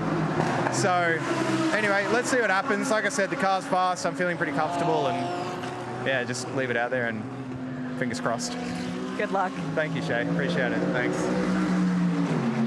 This is Lauren Heinrich. He's about to set a pretty good lap time, I would suggest, in the Ben Porsche. It's 2:03.08. Second quickest lap time of the weekend. GT, he was on for a 2 there. Little final sector wasn't quite as special perhaps as it needed to be to do that, but that's a very fast lap time. Yeah, that's the first real indicative lap time that we've seen today in reality. So, and the first real push lap we've seen from Porsche. So they've been keeping their powder dry, trying to stay away from the top of the timesheets, I think. So potentially now starting in this session to get an understanding of where the manufacturers are at, where the cars are at, and that'll continue over the next 45 minutes to play out going into qualifying. Speaking to Yasser Shahin, who's one of the co-drivers in this car and helped put this program together, reigning LMGT3 champion at the 24 Hours of Le Mans, as we watched Dean Fiore across the top of the mountain in the Hallmark Audi. We've been measuring this all weekend, and this is about as close as we've got, I reckon. So the Audi... The camber of that tyre was as close as we've seen, I think. Right I think there. Bodyworks was, we've had it a little bit closer, but the camber of that right rear tyre was pretty tight. They run 3.5 degrees of camber on the rear of the Audi. If they were running 3.7, he would have hit the wall. Yes, I think for next year we need a little graphic to actually show us. No, we've got the unit of measurement sorted already. We know that it's the width of Richard Crail's credit card. So we wouldn't have got Richard's credit card in that gap. No way. No, because I wouldn't get it out anyway, so noted. We can bring into the conversation, and let's have one. For the first time? Please. Yeah. Our mates down in pit lane, and for the first time in a 12-hour session this weekend, we say hello to the king of the Pirelli pit bunker, Chad Naylon. Hello, my friends. G'day, guys. Good to be in the coverage. I'm venturing around out and about through pit lane at the moment, not in my little bunker at the minute. I'm actually getting some sunshine, which is quite nice. Just watching these teams go through their stages, and I just went through the group of M pits down there, and they've just put some fresh tyres on that car, some brand new Pirellis, and also just done a brake rotor change, so I'm sure if they're going through maybe just cycling those rotors like Garth was talking about in practice 5 earlier today, and got the race ones ready to go. And just watching down at Arise as well, the Ferrari guys were just still really much working through their pit stop procedures as well, and not so much the practicing of fuel and tyres. I'm more talking about making the line markings with the tape in their pit box, and also timing with a stopwatch how long they're sitting for in pit lane, and making sure that it's talking to the race data inside that car that they're getting their 80 seconds down pit road sorted as well. So still a little bit of fine tuning in pit lane happening down here. That's a good point you make, Chad. The teams will have somewhat an old style stopwatch that double checks the electronic systems in case they fail, so they've got a backup, and teams have been caught out with that in the past. Chad, it feels like this session, more than any, we've had very disjointed as far as different strategies or the way they're using this session, where we know this session will determine the top and bottom 50% in qualifying. Does it feel like that down in pit lane? Yeah, well, even just watching Group M still working through big wholesale changes like brake rotor changes, you'd expect that to be happening in that last session, which was really about pit stop practice, and also putting a fresh set of Pirelli tyres in that car. I assumed that maybe Maro Wenger would be in there and about to do potentially qualifying simulation run, but they actually had Grenier still in that car getting some fresh tyre running as well. So we're not quite in that point where we're pushing for fast lap times just yet, but maybe some teams are. But like you mentioned, Garth, a lot of teams working up and down pit lane on very different things. And the gaps here are much bigger than we've seen, Richard. We were closing them all up and got to within half a second pretty much of the top 10. Just underlining what Garth was saying, that people have got very different programs going here. There's big gaps between the top of the timing monitor. Yeah, very early days though, and a lot of green on the timing screen, and you can see that on the totem left of screen. So green is a personal best sector, and there's an awful lot of personal best sectors being placed at the moment. Chad, while we've got you down there in the lane, just a conditions check, because it's not a warm day, 23 degrees ambient at the moment, but in the sun, it's got some bite to it, doesn't it? Yeah, I've got the SPF 50 on, because certainly in the sunshine you're going to get burnt today, but a lot of heavy cloud cover as well, and it's the kind of cloud cover that's moving across the mountain pretty quick across the course of today. Garth and I were discussing on the way to the track this morning how it's got really hot each day at the end of the day, which is sort of bad news for qualifying, because getting heat out of this track at the end of the day could be quite difficult, 4 p.m. local time when we start going into that Pirelli pit battle, Pirelli Pole Battle, that's going to catch me out a few times this week, is going to be a little bit difficult. But I'm just wondering as well how much that cloud cover will play a part. If you can just nail a little piece of the racetrack under some shade, it might actually bring some lap speed down this week. The infamous Bathurst qualifying cloud. Yes. It played a role in a shootout here circa 2018, I think, when Chaz Mostert got pole in the BMW, an A turbo car, so that helped. But B, there was a cloud that popped over for the last 3 cars, and the truck went 0.8 of a second lap quicker, straight away. It was unbelievable, and contributed to Chaz getting pole that year. People laugh when we talk about that, but particularly darkish coloured racetracks, if they've got direct sunlight on them or indirect sunlight on them, the track temperature can absolutely spike or plummet. We had 10 minutes of sunshine at Daytona last weekend, and the track temperature went up from 14 Celsius to 28 Celsius, literally in 10 minutes. And you feel that as a driver. Yeah, absolutely. I mean, you know when you leave pit lane and you sort of flick your visor down and you're driving into the sun, the intensity of the sunlight sort of gives you an indication of what the grip level is going to be, because you understand how bright and how intense that UV is and what the track temperature will be. So that's something that you need to manage through the course of like tomorrow's race, particularly in the first 4 hours. Getting the tyre pressures right for 5:45 in the morning, wildly different than 2:30 in the afternoon. And the poor guys who've got to do that calculation on tyre pressures, they're always working one pit stop behind, because you can't change them on the fly. You could only do it at the next stop. So it takes a bit of doing. They're always the ones that cop the grief, don't they? Oh, no, our tyre pressures were out. It was no good. Oh, but it is a thing. I remember one of the years I started the race, like the tyre pressure, I had the alarm on the dash, the low pressure tyre alarm on the dash, the entire stint. It didn't matter how hard I worked the tyre, I couldn't get the tyre up. Do you remember and the car was horrible. And then we overcorrected in the next stop, and then it took us till the third stint to actually normalise the tyre. Do you remember the start of the 2022 race, which was in May, and it was freezing cold and foggy and not wet but cool, and we had in-cars with Van der Linde and Lost it both in Audis. Yeah. And the dashboard was lit up like a Christmas tree with those tyre pressure warnings that entire first stint because it was so cold. And it will be cool. The overnight temperatures here have been reasonably cool for the last couple of days as we have a look at Sheldon Van der Linde turning in the Team WRT BMW M4 GT3 across the top of Rock Skyline, down through the Coates S's towards the Tour de Gazoo Racing Dipper. I keep saying this for those people joining us all the time on this Super Saturday. This is the 2024 car. So if we had them side by side, you could probably, if you were a bit of a Munich Meister, spot the difference. Slightly different headlights and slightly different wing. Dormer is the art. Is the external changes from the 24 to the 25 car, what's now called the Evo car. All the big changes are actually underneath. I think there's an element of comfort, though, in WRT land that they've been here with that identical car year on year. There hasn't been a change of specification. It's the same tyre. That they can just basically roll on from where they were 12 months ago and just adapt to the conditions. So I don't think it's a bad thing. And they upgrade GT3 cars with, they call them the Evo packs, and they change the cars. But ultimately, you can do that and you can make the car nicer and you can make it perform better in different areas. But ultimately, the whole idea of GT3 is that the balance of performance means it will do a similar lap time regardless. It might just do it easier or make it nicer. Shay? Craig Lowndes is out of the Mercedes, done for the day. Craig, you've put in your hard work so far, but working with these young kids, that's not the bigger picture for this weekend. The Prostate Cancer Foundation of Australia, you guys are still raising money for that. $30,000 sold in virtual laps as of this morning. Yeah, look, it's been quite amazing. It's something that it was a first initiative for us for this year, and it's great to have it as an event charity sponsor. So, really for us, it's just great to be able to carry that logo again on the car for Scott Taylor Motorsport and the team. And of course, it's close to our heart as well, and it touches so many people up and down pit lane, and it's just easy as a blood test. So, look, it's just still spreading the news and the awareness, and again, that virtual lap, it's just been something special for us. We didn't know how it was going to go, but it's been quite amazing. You guys have done things in the past with them, but it's never been on this scale before, as you said, aligning with the race. What difference have you felt as far as coming into this week?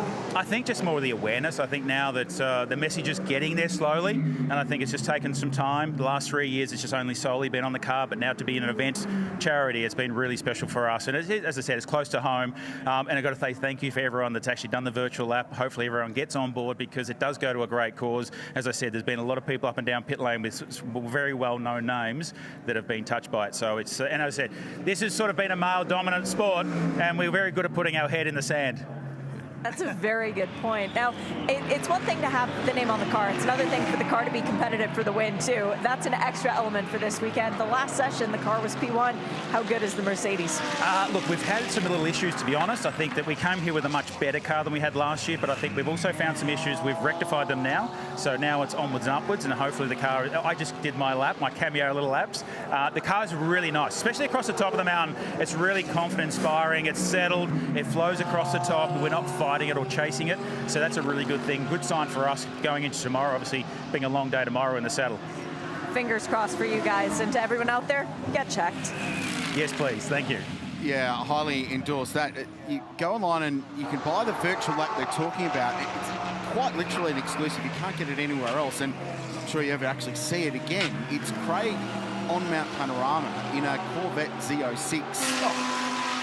So the current gen C8 Corvette Z06. So it was filmed and recorded at this event 12 months ago. Yep.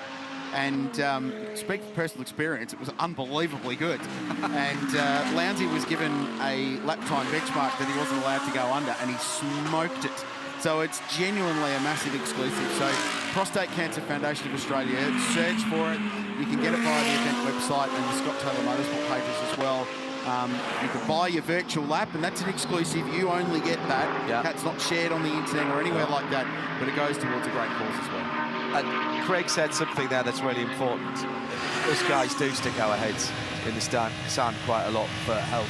This is not an invasive examination anymore. It is part of a blood test. I've got my FIA C licence to renew when I get back home. I've asked them to add a PCS test onto my blood test at that, and that is it. That is as simple as that. So don't delay. Get it done. Get yourself checked. On board with Brock Feeney, he goes P2, a 3.7, still just south of 7/10 behind the Porsche that set their time early, and the GMR team going through a pit stop procedure. So they've done their stop, and they're probably timing that 80-second transit time. So from when you turn the pit limiter on to when you turn the pit limiter off, it has to be 80 seconds. So the team's just checking all that procedurally. There goes the GMR car in the background. So here's the thing then, Garth. In the race, if you do not put in the fuel probe, you can do a pit stop as quick as possible. Tyre change only. So you can't change drivers? No, I don't believe you can change drivers. Okay, So that was going to be my question. You can do the rapid tyre change. So I think that stop is likely to happen in the last phase of the race. Agreed. Yeah. When someone feels like if there's a late race safety car or a late race full course yellow, they feel like if we can dive into pit lane, grab a set of tyres, not lose too much track position, and then finish the race strong and maybe get a strategic advantage over some of the others, that's where that stop will come into. I don't really feel like in the first 10 hours at least that there's any real benefit in that. In saying that, something will happen tomorrow and it'll work for someone, and away you go. And does that mean that the driver changes then are going to be slightly less hectic? Yeah, under less pressure, absolutely. So the standstill time, when you take into consideration the time it takes from when you turn the pit limiter on to when you pull up in your box, and when you leave your box and you turn the pit limiter off, the standstill time, when you take the transit out of it, is around 45 seconds. So the fill time for most cars is 38 to 40 seconds to fill the tank. And the idea behind this is it covers the fuel, and you don't have to do those really rapid driver changes that puts the driver under pressure. And it's particularly the bronze drivers under pressure in the driver changes. I think even I could get out of a car in 45 seconds. Oh, there's a story. Took a bit longer than there's that. There's a story. And it'll be in the film. So you went to the National Motor Racing Museum. You sat in one of the most iconic cars ever made in this part of the world. Took longer than 45 seconds. Incidentally, it's 5 seconds shorter than last year. It was an 85-second mandatory pit stop time last year. I'm just making a list for stories for next year's event, and we're going to do driver change feature with Richard Craill and John Hyder. They're going to do the driver change, and they have to do it in 45 seconds. We can do that. Actually, it's not 45 seconds, it's just me getting out, is it? Somebody else is going to get in at the same time. I've just realised that. I'm thinking, hell, I've got to do that in 20 seconds. I'm content. I probably wouldn't be as elegant, trying to be as elegant getting out. It's just dive out the door when you're coming out. I'm happy that we have on tape that R. Craill has said, I'm happy with that, I can get that. No, I'm more flexible. Okay, that's good. Chaz Mostert is in car 26, just quickly. We just saw him, he's on an outlap and just started his first push lap. And it's his first lap in the car since 8:40 a.m. yesterday morning. So they've kept Chaz locked away. He's been down at Method Motorsport and the McLaren team to work on their program. And now he's getting some laps. And I'd suggest that will be part of them building up towards qualifying. He's the most likely to start that car. We can go back down to Chad Nalon in the lane, and for the first time in the weekend, in our Pirelli pit bunker, which Chad is going to form a big part of how this race plays out tomorrow. That's right, Rich. We can delve into a lot of data in this thing and pull apart different parts of the race as well. And it's actually been something that a lot of the European viewers and international viewers around the world have really appreciated having in the coverage, because it's such a good way to explain some different stuff. So the race facts, we're going to get to that nice and early tomorrow morning about 5:40 a.m. But since you guys were talking about pit stops, we've seen plenty of pit stop practice during this session. Let's just quickly go over what the rules are this week. And there's a few things, particularly for our Australian audiences, that are very different to what you'd see here at Bathurst. And that biggest one at the top is there's two kinds of pit stops like you guys were talking about. If you include the refueling, that's when you can do a driver change. You have to spend 80 seconds in pit lane, and that's from the moment you drive into the lane and the moment you exit it. So we could see at times teams sitting in pit lane without anyone touching the car. It'll look weird. They're trying to just get to that 80-second point. The other big thing is refueling and servicing must be done at separate parts in the pit stop. So very different to other forms of motor racing, say NASCAR or supercars here. You have to do them separately. And the other big thing is you've got to switch the car off and then obviously hope it comes back on again. And for Australian rules, this is pretty much every track in the country. Our speed limit is what we call school zone speeds here in Australia. So 40 kilometres up and down the lane, which is 25 mile per hour. That is considerably slower to other pit lanes around the world as well. So a little refresher on the rules for this week. Fine work by you, Chad. Thank you. We've got a lot of stuff plotted for the Pirelli Pit Bunker tomorrow. Race strategy will be plotted out there as well. We've got some cool interactive graphics with that, but the 5 members of our on-air team as well are going to spend parts of the race tomorrow arguing our own causes for the Bathurst 12-hour GOAT, the greatest of all time, and the GT3 era. Yeah, that's sort of good. So we've all got a nomination in there, and it'll be up to us to argue the relative pros and cons. And by the end of the race tomorrow, we get into that final 90 minutes. The start of that, we are going to have in order 1, 2, 3, 4, 5 GT3 drivers in the history of this race, the GT3 era, 2011 onwards. Just picking up on what Chad was saying there. International audience, think about Le Mans rules for pit stops. Yep. So you can fuel it or you can tyre it, but you can't fuel and tyre it. And the engine has to be off as well. It's the old school Le Mans rule. And I actually like that.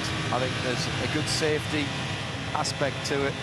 And also, it means that if your guys are really crash hot doing the tyres, particularly if you're not fueling, there is a time benefit. Indeed, if you're not changing your tyres, they're very, very good indeed. Keep an eye on that 80-second pit stop. Sorry, John, the other thing, Garth, I'm looking forward to finding out, both in this session and in Q1 and Q2, so bottom 50% in top, is where these cars are producing their peak speed in terms of how long into a run. So is it going to be a day where you do an outlap and you go bang and then you're done? Or will it be one of those days where we see a little bit more of a run in terms of the session and you build up to that lap time, or maybe you do a lap, you do 1 or 2 slow laps and then you go again, which we've seen at this place before. Yeah, and I think that's manufacturer specific. Yeah. I think the turbo cars are more likely to do their time pretty much straight away because they suffer from heat soak, and once the engine gets over hot, it loses its peak performance. So we saw that last year from Sheldon van der Linde in the BMW. They just went out, one prep, we didn't even do a prep lap, out lap, push lap, park it, and that was their game. Whereas I think the normally aspirated cars, for the front engine normally aspirated cars like the Mercedes on screen, will take a little bit to get the front tyre in. So it's just more about manufacturer and how they go about it. I mean, you spoke about it in the previous session, Mauro Engel's pole lap from a couple of years ago. It was the 6th push lap, and 4 of those laps were pole laps, and then he did another one on the 6th lap, and he did no cooling laps at whatsoever. So it depends on your tyre preparation. It depends on what tyre pressure you run. Also depends on what sort of car you're driving. Lamborghini Huracan GT3 in full current Evo spec, run by Wall Racing, Adrian Dietz's car. Tony D'Alberto, he's been on the podium here in the 1000 for Dick Johnson Racing with a 204.5 last time around. It's interesting, a lot of drivers up and down the paddock, I've set the best ever lap I've done in any given car at this place, and Tony's found time in the Lamborghini relative to the last couple of years. Grant Daniel was saying the same thing yesterday. He was saying he's gone 1.5 seconds quicker, I think, than he's ever been in that car. A lot of that will be having Brendan Leach on board that program this year, and we're looking forward to seeing them have a go. But D'Alberto's just put that car into the top 10. Remember, we're looking to take 11 out of this, the quickest 11 will go into qualifying 2. The bottom 11 will go into qualifying 1. Out of that, the combined 10 quickest cars, irrespective of Q1 or Q2, go through to the Pirelli Pole Battle this afternoon. 15 minutes, flat out, send it as hard as you can, and see how it all plays out. As Chaz Mostert goes third at a 2:04.0, by the way, in the Ferrari.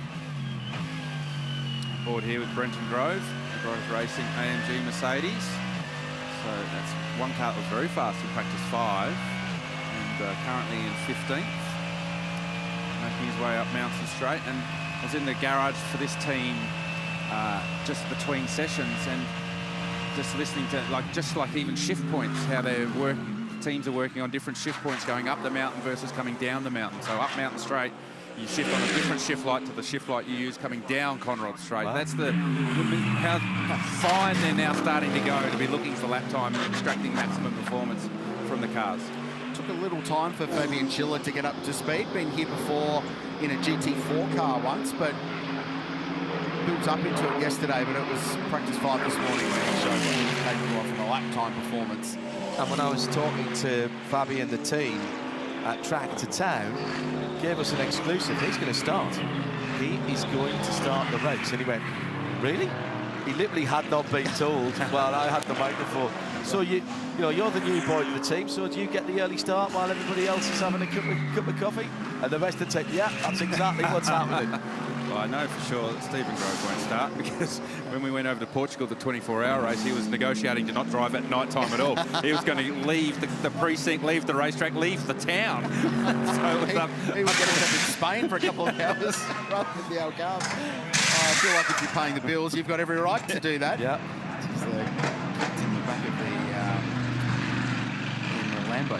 Yeah, they light up. Yeah, absolutely light up. It's always a highlight of that early segment of the race. You get the brake discs, the headlights, but you get the exhausts all lit up and glowing.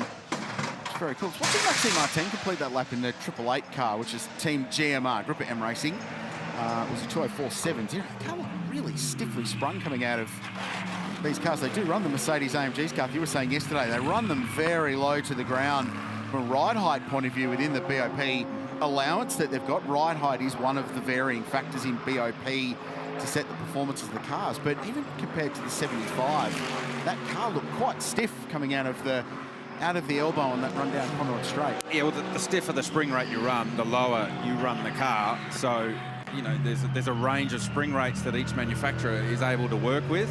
So then you've got to match your spring rate with your ride height. So just because they're both AMG Mercedes doesn't mean that they're going to run the same setup theory. And each of the teams have their own concept of how they go about making these cars go fast. And one setup might go really fast for qualifying, the other might be really good over the length of a stint. Shay. Anshan Guven has jumped out of the 911 Porsche from Absolute Racing. They've put in Matt Campbell, they've put on stickers, and he is on his first flying lap. So let's keep a close eye on the yellow and black Porsche number 911, because this is going to be what kind of pace this car has. Good shout, Shay, and they've been struggling with this car a little bit. Showed the first real signs of raw speed in practice 5 earlier this morning.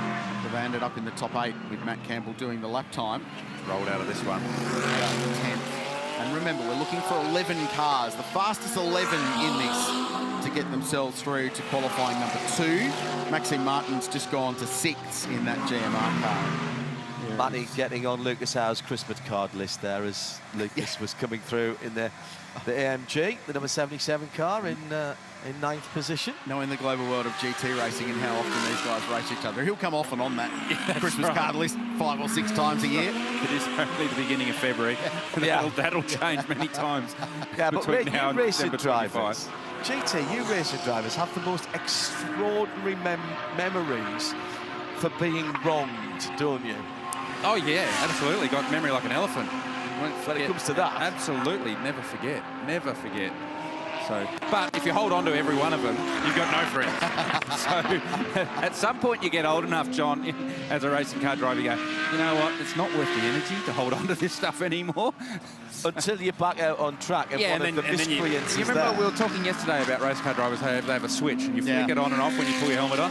That's part of flicking the switch on when you become a race car driver. You reload that matrix of people who have wronged you in the past, and if they're out there, you'll remember it straight away. Tell you what, Lee Holdsworth, 2:03.68 in the Hallmark car.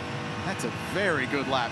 Former Bathurst 1000 winner, vastly experienced guy in the supercar world, and he and Dean Fiore and Mark Sini, their 7th edition, racing together in this race. And another good lap too. Jamie Day goes 4th in the Aston Martin, 2:03.7. Spoke to Chris Papadopoulos, who's part of the ownership group down there at Volante Rosso, and said, no, Jamie will qualify the car. So he will do the job for the Golf liveried Aston. So that's a very good performance. Silver class leader, Chad, so far this weekend as well. Yeah, speaking of silver class, the Lamborghini that's out on track. It's the sole Lambo here this week, and it's got Tony D'Alberto at the wheel, and they just threw some fresh Pirellis at that car as well. And I thought that was an interesting move because they've got their gun driver sitting, not that Tony D'Alberto's not a gun driver as well, obviously, but they've got Brendan Leach sitting in his civvies in pit lane without the race suit on. So I quickly grabbed David Wall and to quiz him as to why they haven't got Leach in the car at the moment. And they say if Tony can put it into the top 11, great. But they're really focused on tomorrow. So qualifying to them is just something that they're looking to get through, and they're willing to maybe just work their way through it without having to try and set the world on fire with Leach in the car. If only you could see our faces now from that chat. I get what you've been sold, Chad. I really do. I don't buy it, but I get it, because I think they're confident that Brendan Leach could be 21st in this session and still put the thing on pole position. I don't think there are any concerns there in raw lap time. I don't think, well, given it's qualifying in a couple of hours' time, I don't think that memo is going to make its way to Brendan Leach. No. So I think it went straight to spam. Tuned out of that part of the team meeting. And he will not be in civics. He's in civics. He is in civics now, right now. He won't be later. Because when I came up to the comms box, I saw Brendan in civics, and I was like, I wonder if he's just going to be one of those stealthy get changed late during the session moves. But they're doing what they said they were going to do and not focus on qualifying. But I think we've all got an asterisk next to the Lambo to make it into the Pirelli Pole Shuffle this afternoon. The point that Rich made earlier on is you can come from either of those two sessions. Top 11, bottom 11, it doesn't matter. If you've got a top 10 time, you're in with a shout at the Alan Simonson Trophy. Well, the only theory in Q1 and Q2 is, minimise traffic, so everyone gets a little bit more racetrack. But Q2, traditionally the better session because there's rubber going down the track. Evolution, in theory, should be better as the Valmont Racing Audi grabs a couple of wheels on the exit. That's young Scotty Andrews dropping a couple of wheels off on the outside. But yeah, we've seen cars progress from qualifying one straight into the Pirelli Pole Battle as well. So I've got no doubts they will be properly quick. Shelton van der Linde went second for BMW with a 2:03.2, just a 10th off that time that we saw from Lauren Heinrich earlier in the session. Ricardo Feller jumped to third in that Audi, which is being traditionally in the top 3 or 4 over the course of these practice sessions. Car 183. Rafa Marciello now behind the wheel of car 46 in the BMW. And these guys in pit lane again doing another driver change. This, by my count, is 4 for the session. So these guys being the Express 75, Sheldon van der Linde into the pits at the end of that last lap after he'd put it up to second. Raffaele Marciello has just put that car's best lap in. He was off on the mountain straight with a bit of room, a bit of play room ahead of him now. So keep an eye on his splits to see if he's still on it. No, he's dropped right off it, hasn't he? Just keeping an eye on Matt Campbell. He's currently down in 10th, and Shay reported in that he was on a brand new set of tyres. We saw him roll out of the first push lap. He's done one push lap, which was good enough for a 2:04.2. He's now on a second push lap. Done a couple of personal best sectors in the Sector 1 and Sector 2, but they're not going to trouble the top of the timesheets, which is held by the team car. So I'm just curious what's going on with this All-Pro 911. I had a chat to Matt Campbell yesterday as we were shooting some stories up in the Reckless Brewing Bar, which is a pretty handsome spot to sit and watch the world go by, including race cars as well. And they were certainly unhappy with how that car rolled out to begin the weekend on a Friday, and said they've still got a lot of work to do. and also just the difference between working with Absolute and working with the Manthe EMA team, which they won the race with last year. So for Matt, there was a little bit of work to do on a Friday, and you never really know with the way that BOP works if the teams are showing their full hand of cards yet, but I don't think they've been overly happy with the balance in that car, and particularly from Matt's point of view, he said it was feeling really skittish and just couldn't trust the rear end of that car. And just watching that another driver change practice down at car 75 that you guys mentioned, and apologies if you were talking about this earlier, but I reckon the reason why they're being so particular about that is if you think about the strategy that they're more than likely going to roll out, which will feature Kenny Habul doing just that one stint. From the moment Kenny drives that car, if I go back and look at their strategy from the last couple of years, it was 1, 2, 3, 4, 5, 6, 7 single stints before Jules did the double at the end. So that's 7 driver changes, every single pit stop a driver change. So for that team, that's why they're, I believe, going so hard on the driver change practice. That's a good point, Chad. Thank you. Kenny vows and declares he's doing a double. With 2, weekend, or not a double, 2 stints. He'll do 2 stints. Bronze driver can do a and maximum of 120 minutes in any one go, which is a double. But yeah, could be in and out, but yeah, we'll see. The pace of the race tomorrow will dictate how they play that out. And to be fair, it's the same for the 183 Audi with Liam Talbot, the bronze driver in that with Ricardo Feller and Brock Feeney. So the way the race situation will dictate where those drivers are utilised across the course of tomorrow. That low rumble you can hear in the background is the Mercedes-AMG GT3. Gilles Gounon at the wheel, going up through Griffin's. Talk us round it. Yeah, so just exiting turn 2, now third gear, grabbed 4th on the approach to the cutting.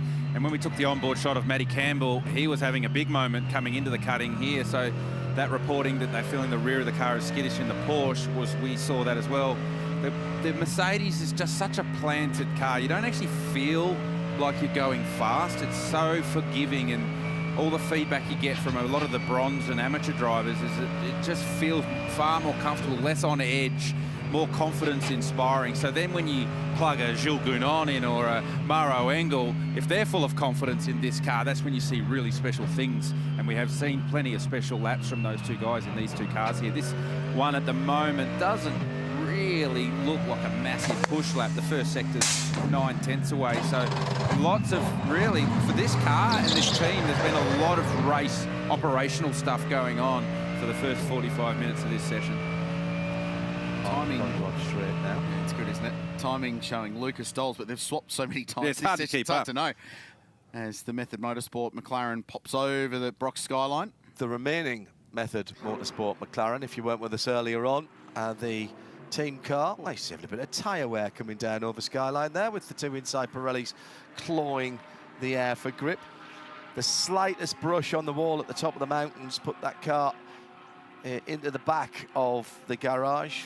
Right front being worked on. The team hard at work there. Great shot that, isn't it? That slow-mo. So this is the exit of the tree before the drop down to Reed Park. And hit the wall. Just got the wall, the 26. There's Chaz. So having a crack is one C. Mostert. But don't want to do that too often in these cars. And slightly more fragile than the supercar that he's used to throwing across the top of the mountain. And he's straight back to the lane too. So more as a making sure everything's okay type of deal, I would imagine. I'd like Shea or Chaz to have a look at the left front rim there and see if he's done any damage or if he's just white-walled it. So that rim's now going to turn into a coffee table at some point. 296 wing mirror. I wonder what it costs for a wing mirror for a 296 Ferrari. Find out to the bottom of that. A few good lap times happening. Lee Holdsworth 3.6, as we talked about. Ross Gunn pipped him in the Heart of Racing 27 car, so 2:03.68 for Ross. That's a good lap. And Tony D'Alberto was listening to us talk and says, who needs Brendan Leach? Pumped out a 2:03.71 and put the Lambo well inside the top 10. So the 26 is back in, and we're going to examine what that damage is on the left front corner of this car. I can see a little bit of damage on the splitter, but it looks like at the moment it's more scraping and less braking on the left-hand side of that car. Looking at the left rim around where the Pirelli is, it has taken a little bit of the wall with it. You can see it jammed in between the Pirelli signage and the edge of the rim, and a little bit on the left-hand side mirror as well. So right side, relatively good. Left side, okay. And no problem. They're just going to bolt a brand new set of Pirellis on it. So sticker tyres is the call of the order here. The only thing to fix this car up is a brand new set of tyres, apparently. Check out down the bottom here. I'll just see if I can show you guys where it is. Slight scrape down here in the bottom of the splitter on the end plate. A little bit on the mirror. And this is the wheel that just came off it. So you can see just around the edge of the rim, there's a little bit of that concrete wall and a little bit of the paint that's come off. But they had a quick look underneath it, and structurally, they're very happy with this car to go again. Yeah, that's pretty light contact. So, and Chaz, with the amount of experience that he has, go, yeah, no, that's okay. We'll be able to press on. First thing he would have done is check if the steering was straight, and as soon as you start to feel that, so it's more of a glance than a hit. Interestingly, though, that wasn't him running wide from the previous corner. That was him turning opening the wheel. Yeah. The wheel. Yeah. So but that was on an old set of tyres too. You can tell from the sidewall how shiny the Pirelli is, and then you get a bit of indication how good the tyre that comes off the car. See when they're brand new, it's easy to see. So we actually saw a brand new tyre go on Chaz Mostert. So expect him to tighten the belts up and have a crack on this next lap. I thought it was a bit optimistic that the 25 Method Motorsport McLaren was saying that they were going to make it back out within about 30 minutes of the session ending. We got 10 minutes to go on the clock, and this car is nowhere near getting back out on the racetrack, unfortunately. They still have a lot of work to do on the car, a lot of body work that needs to go back on. But before they can put any of the body work back on, after replenishing the fluids and whatnot in the back, they have to finish getting the gravel out. Now, when I first reported on this car at the beginning of the session, they were all avidly working with dustbins and vacuums and even leaf blowers to try and get every bit of rock out. You hear the air gun in the background. They're still trying to get the gravel out. So this McLaren brought back a lot of gravel. And guys, as you were saying earlier, with the beer and the amount of gravel you bring back, equivalent to how much beer you owe the team, it's going to be the size of a baby elephant by this point. I'm surprised that we can run this session and there's still enough gravel in the gravel trap at McPhillamy. It's not all down in pit lanes. So. Are they going to make a nice Zen garden out at the back and get that rakes out? Yeah, the team will weigh that. They'll weigh that. That's currency. You know, take the kids to the beach and 3 weeks later you're still finding sand in places. That's that. That's what happens with race cars. Absolutely. This is a good lap from Lucas Stoles in 75. So set the quickest first sector of the session so far. So purple, middle wasn't great. Ross Gunn's just gone 4th. He's the car just up the road. And Lucas Stoles' final sector is very good, and it's a 203.27. So less than a 10th away from the number 91 Porsche that's topped the session. So 8.5 minutes to go. We're looking for cars to make the top or bottom 50% of qualifying. Quali 1 or Quali 2. On the outside, looking in at the moment, Chaz Mostert, Cameron Waters, Chan Guven, Jaden Ojeda, Jackson Evans. Some fairly heavy hitters in the world of the Meguiar's Bathurst 12-hour, all staring at the moment of a Quali 1 berth, trying to get into that top 50% quickest cars. And Thomas Randall watching on what Cam Waters can do in car 222, and he's just set the personal best lap for that car in the session, and now is only 0.6 of a second away from that quickest time, but set by the Porsche right in the opening salvo of this practice session. Critically 11th for Waters, so there's no chance that order's going to stay the same for the remaining 7 minutes and 50 seconds, so they'll need a better lap than that. Scott Andrews is a nice lap, a 3.3, puts him inside the top 5, so he was quietly confident that he was going to be part of the pole shuffle. Wasn't confident he was going to be outright pole, but we are now starting to see, as we thought in the end of this session, the wick starting to be turned up just a little. There's my old colleague in the States, Charles Dressing, motorsport historian extraordinaire, would say they're starting to throw overhands.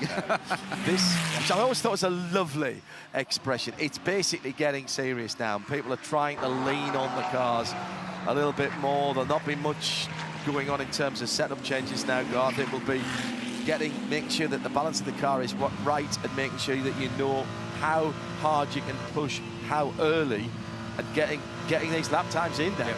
So on board here with Chaz Mostert in the first sector was 4 seconds away, so it's not the out lap, this is actually the first complete lap, and it's not a push lap at all. So this lap's not going to trouble the timers, but there's plenty of green sectors, so plenty of personal bests going on at the moment on these laps. Cam Waters is very good first, decent middle sector of the lap, and word from the lane as well, they've put brand new sticker green tyres. Call them sticker tyres because they've literally still got the sticker on them on car 46 with Raffaele Marciello behind the wheel. How about Jamie Day? first time here. Aston Martin Vantage driver in one of the silver class cars. 2-3-4 inside the 11. So it's interesting watching Chaz going down Coronado there. So he's clearly weaving, so preparing the tyre.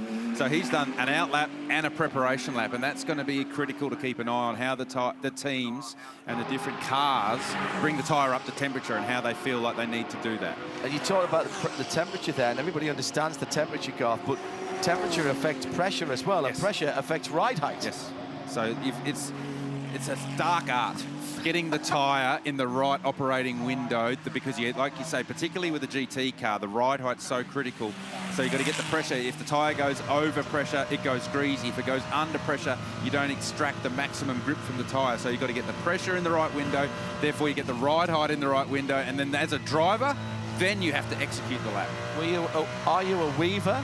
Are you a braker? Nah, brake. Or are you just a lean on it? Nah, it's brakes and lean. Weaving, really, you've got to be going so fast to get any sort of energy. So with this tyre, it seems like once you get the mould release off it, it switches on quite quickly. So then you've got to get core temperature into the tyre. So not just the surface of the tyre, and that's what weaving does. It gets the surface of the tyre hot, but it doesn't get the core or the construction of the tyre warm. Oh, Chaz, here we go. He's on it. 50.6 to the first sector. Talk about on it. Oh. Jamie Day. 2:02.99 for the Aston Martin. Goes quickest by a tenth of a second. It might well be challenged by this lap from Chaz Mostert, though. Chaz's first sector is nearly 3/10 away from the best first sector. So Chaz is awesome across the top of the mountain. He's up like Purples, 31-1. Wow. He's always been so good across the top of the mountain, has Chaz. Doesn't matter what car he drives. So now there's not much to do other than to brake late at the chase and brake late at the last corner and don't muck that one up.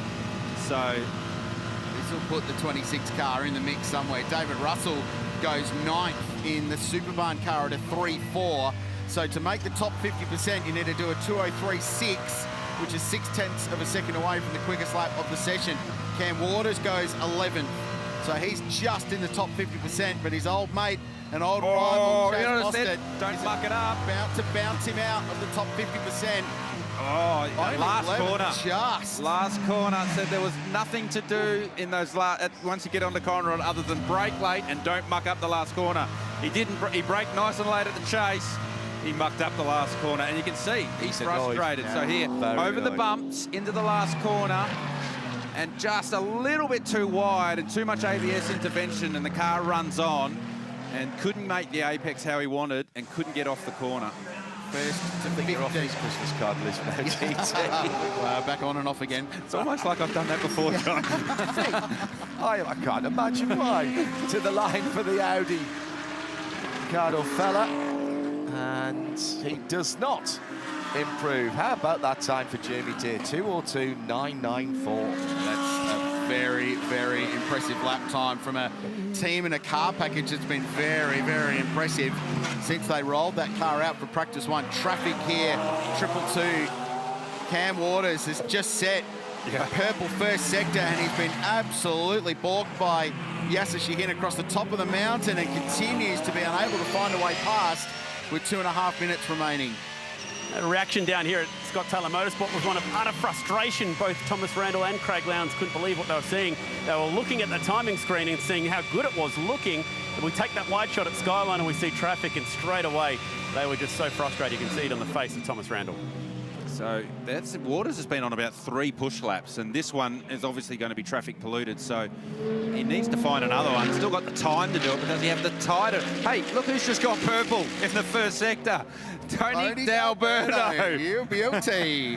17th position at the moment. In 18th position, defending winner Anshan Guven in the number 911 Porsche. They're 18th at the moment. And Guven's first sector's half a second slower than this car, Tony D'Alberto, just in the first sector. On that basis, they don't get into the top 10 on that lap time, the Porsche.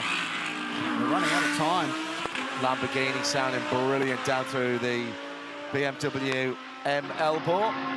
Nice clear run on the Conrod. Decent middle sector for Tony as well. This could be a really impressive lap time for Wall Racing in Lamborghini Huracan. Well, look at the combined sectors. Tony's is a 22.0. Ricky Feller in P5 is a 22.1. So if Tony does a nice final sector, he'll put himself inside the top 5. I think we might have predicted this, despite what they were trying to say. Maybe with no disrespect to a great mate of mine, Tony D'Alberto, but maybe not with this pilot. But they're showing they've got a very good car. So planted into the final corner. P2. P2 Wow, by less than a half, well, under a half a second. And Grant Denny's delighted with what he's seeing out there on the circuit. That's a fan favourite car that is right there. How's Adrian Deet's poker face? Zero emotion. Grant Denny loved it. Marciello has just gone 4th in the number 46 BM. Don't remember, they had brand new tyres on that car, and he set a purple sector in the final part of the lap. Exit, 30 seconds remaining. James Taylor, race director, confirming just 30 seconds to go. Jaden O'Jade has been given the job in practice 6 for Craft Bamboo Racing and runs it very, very wide at McPhillamy Park. 203.5 for that car. He's 0.5 off the quickest time, 14th. I think he might have just clipped the wall again with the bottom of the Pirelli tyre. Also, that car running so low that he was scraping bits off the curb. Meantime, BMW over the top. Boys, every GT3 car here today covered by 7/10 I of was a second. just there. Every GT3 car. People said this race would be competitive. Checkered flag. Waters goes to the top, 2.7. So we did wonder whether he had enough life left in the tyre, and there was. So I reckon there was a bit of anger in that lap too from Cam Waters. He would have been frustrated that they got held up on the previous lap. The Heart of Racing bronze class car, Ross Gunn, 2:02.9 in second place. Jamie Day's pitted, so he will be no better than third for the number 14 Aston Martin from Valenti Rossi Motorsport. But there's still headlines to be written here, Krelzy. Cars on PB laps. Jaden Ojeda has got one more lap out of this. Fabian Schiller's got one more lap out of this. Guven goes 11th in the Porsche, so potentially scrapes into the top 50% just. And an identical lap time to Ricardo Feller, who's 10th. 203.3160. 203.3160 for the Porsche. So we said at the start of the weekend, why are we going to 4 decimal points on the timing screen? We need to go to 5. Yeah, who did it first? So can Schiller get this car into the top half of the field? This is a practice session, remember, folks. We haven't even got to qualifying yet. So 122.5, the cumulative lap time so far. Needs to do missed it by a mile. A 3.3, and it's not going to happen. Over-committed to the break into the final corner. 16th. I don't think it was going to happen anyway. He was fighting it through the chase as well, wasn't he? What about Ojeda? Nope, 203.5. I would have bet my house on Ojeda being inside the top 50% going into that one. So there's some cars that have to do some work in the bottom 50%. Mostert, Ojeda, Schiller, Evans, Holdsworth in the bottom 50% going into qualifying. I'm not sure who to pick best on ground in that. I mean, yes, Cam did the lap time in the end in 222, but gee, Heart of Racing second. That's a very big effort, but it has to be Jamie Day in the Aston Martin, surely. Well, you could make a point for any of the top 5 for play of the session. So Waters ended up on top, a 2.7 from Ross Gunn. That was a good job. Jamie Day, well, we thought he was a shiny bronze. He's a very shiny silver in third. Tony D'Alberto's done the fastest lap of his life out Mount Panorama, in the Porsche 91 set their time very early in the session, so potentially more performance from them. But look at the guys outside the top 11. They'll be going first. And look at some of those teams as well. Got one of the Arise cars in there, Craft Bamboo Racing down there as well. Now, does it help or hinder that they've got the 3 GT4 cars out there as well? Remember when they qualified? So you've only got 11 cars, but you've only got 8 GT3 cars. But we did see, I mean, we saw with Cam Waters when he came up on one of the slower GT3 cars, how much it got in his way. So I think it's still advantageous to be in the top 50%, where it's all going to be all GT3 cars, but that will be something the bottom 50% will need to manage. Chad. I've just come down to grab Tony D'Alberto. I'll get him in front of his super cool Lamborghini. Tony got out of the car and said, "Is that good?" Yeah, that was good. You've put it forth, man. That was an excellent lap. We've been quizzing the strategy down here at Wall Racing, whether it was going to be you or Brendan getting the job done. Was this an audition for you to maybe get out there in qualifying? Not really. I said he can have it. No, it wasn't at all. Like, Brendan's been a great asset to the team all weekend, helping us tune the car up a little bit more. So everyone's feeling really comfortable. Everyone's sort of setting some PBs. So feeling good going to quali. I don't know if a few of those top guys were sort of foxing a little bit then, but you know, we've got a little bit more up our sleeve as well, so we'll see how we go in quali. The team boss, David Wall, said, not too fussy about qualifying. It's really about race day. It's really about race day. If that's your race car, it's a quick race car. Yeah, exactly. We have been working pretty hard on that, so it's all about tomorrow. You know, you can look like a hero today, and that'd be nice, but tomorrow we want to get some trophies. No, that was a good lap. Well done. Thank you, cheers. Well, Cam, that's a couple of sessions that you guys have wound up P1 now. You got bothered by a little bit of traffic. How much more did that rile you up to be able to put in that fast lap?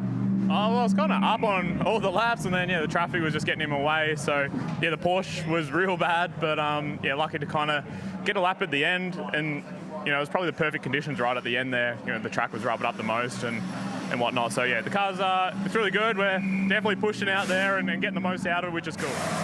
Now, pole doesn't win you the race, but it does let everyone else know how fast your car is. How hard are you going to be pushing for that Pirelli Pole Award later? Yeah, definitely. I'd love to start off pole around here. So I think, you know, the car's quick enough, and, you know, the team have done a really good job to get the balance a little bit nicer for us. And, you know, it's nice to start at the front, but it doesn't win the race, like you said. So, you know, we're focusing on Sunday as well. Good luck later. Thank you. We're in the press release, though, and the Alan Simonson Trophy. I mean, there is something to go for here. That in all of motorsport, when people say pole position doesn't matter, I think that the drivers here know of the heritage, and they know why the Alan Simonson Pole Award and that big trophy is worth fighting for. Correct, absolutely right. It's an important part of the weekend, a big part of Saturday, and yeah, the front page story heading into the race on Sunday. So Cam Waters ends practice on top. Quickest time of the weekend, 202.7000 for Scott Taylor Motorsport and Mercedes AMG. Ross Gunn, heart of racing, in second place. And one of the big stories of the weekend, the Aston Martin for Valente Rosso for golf, on board that car for the first time this weekend, ends up third. Outrageously good practice session. That, can't wait to see what qualifying has to deliver a couple of hours' time. Come on then, Garth, what are you going to have to do to get into the Pirelli shootout? A sub-3? What do we see there? 2.7. I'm not sure. I think you will have to be very, very, very low threes to be inside the top 10. And just amazed at how over the weekend the field is condensed and condensed and condensed. And to Richard's point, at the end of that session, every GT3 car that was in that session was within 7/10 of a second. So that's how tight it is. And we've said all weekend there's 15 cars trying to squeeze into 10 spots. So can't wait for qualifying. And just on that, there's 22 cars in this race, and everyone says pole doesn't matter. There's only 21 of those cars will say pole doesn't matter. The car on pole will go, yeah, we're happy with that. Absolutely. Yeah, very good. Well, the stall has been set out, Krilsey. And anybody who thinks it's not worth tuning in later on, quite simply, you are wrong. Correct. We're about to have qualifying for Ferrari Challenge Australasia ahead of their second race of the weekend. Campgrounds are full, John. The Reckless Bar on top of the mountain full, and the mountain itself looking resplendent as we count down to qualifying. The Ferraris coming your way next here at Mount Panorama. It's the Meguiar's Bathurst 12 Hour.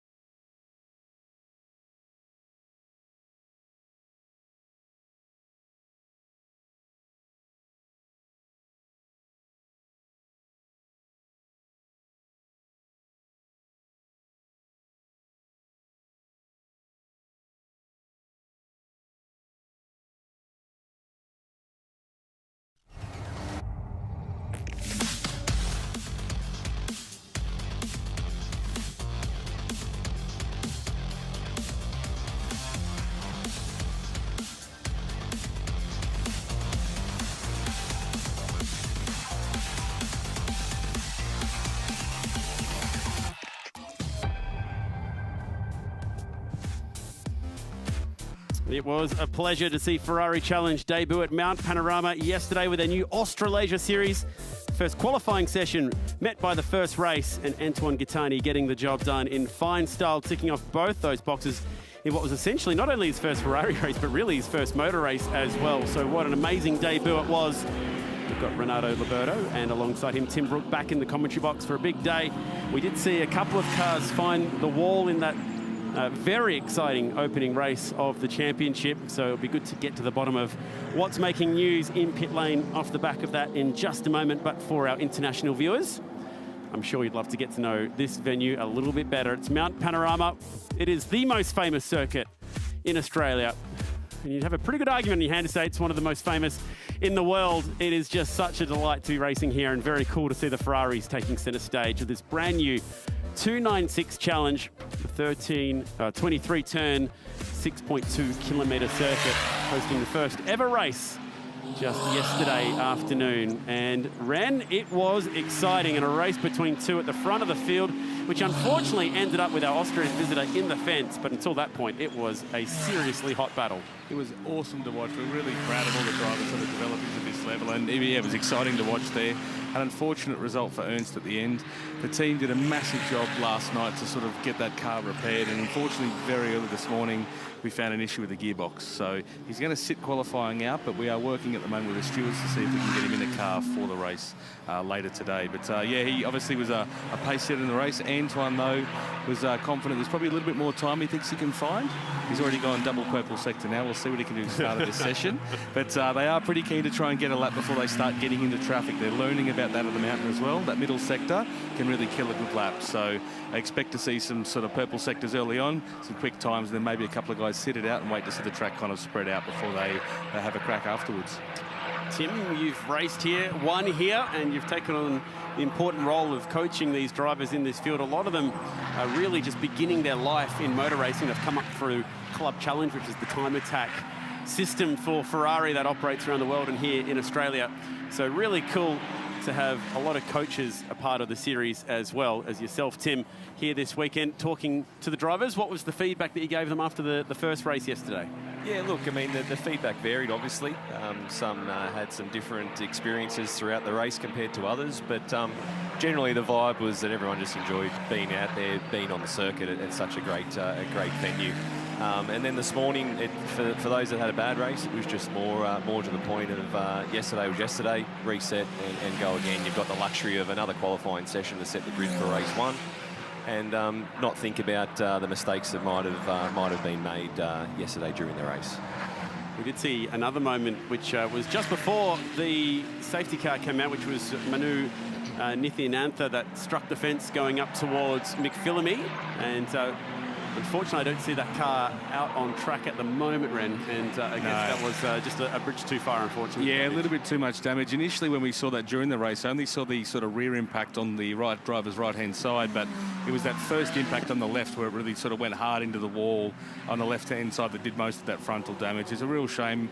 Manu's been with us since the start of Club Challenge 4 years ago, and he's one of the personalities of the paddock. He's a really, really great guy to have around, and is someone who's always wanted to get into the racing with Ferrari Challenge. So it's a shame that happened to him, but I'm sure we'll see him back. He's a great part of the family, and we'll obviously invite him back with open arms at the next round. So let's look at yesterday's race results, and a great result for Antoine Gattani, standing on the podium for the first time and getting joined by a couple of drivers, and actually being able to beat a couple of drivers with a little bit more experience than him as well. That's right. I mean, Antoine, we're really proud of what he's done yesterday.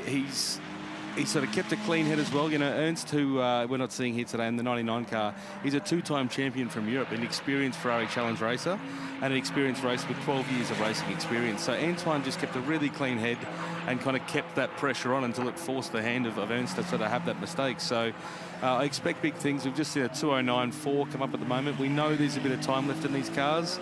The eclectic we were seeing with the quicker guys out of quali, some of the data we looked at is potentially we might see a 6 today. Wow. So that's, you know, I don't want to put too much pressure on these guys, but a reminder that we are rolling out in Q2 with a fresh set of tyres. So they're a green set now, which is why we've seen a couple of laps building up to it. It's going to be interesting to see just how quick they can go. They run a Pirelli tyre, which has been especially formulated by Pirelli for this car as well. So it is tailor-made for the Ferrari 296 Challenge. and it easily hung on yesterday through a 30-minute qualifying session and the 30-minute race.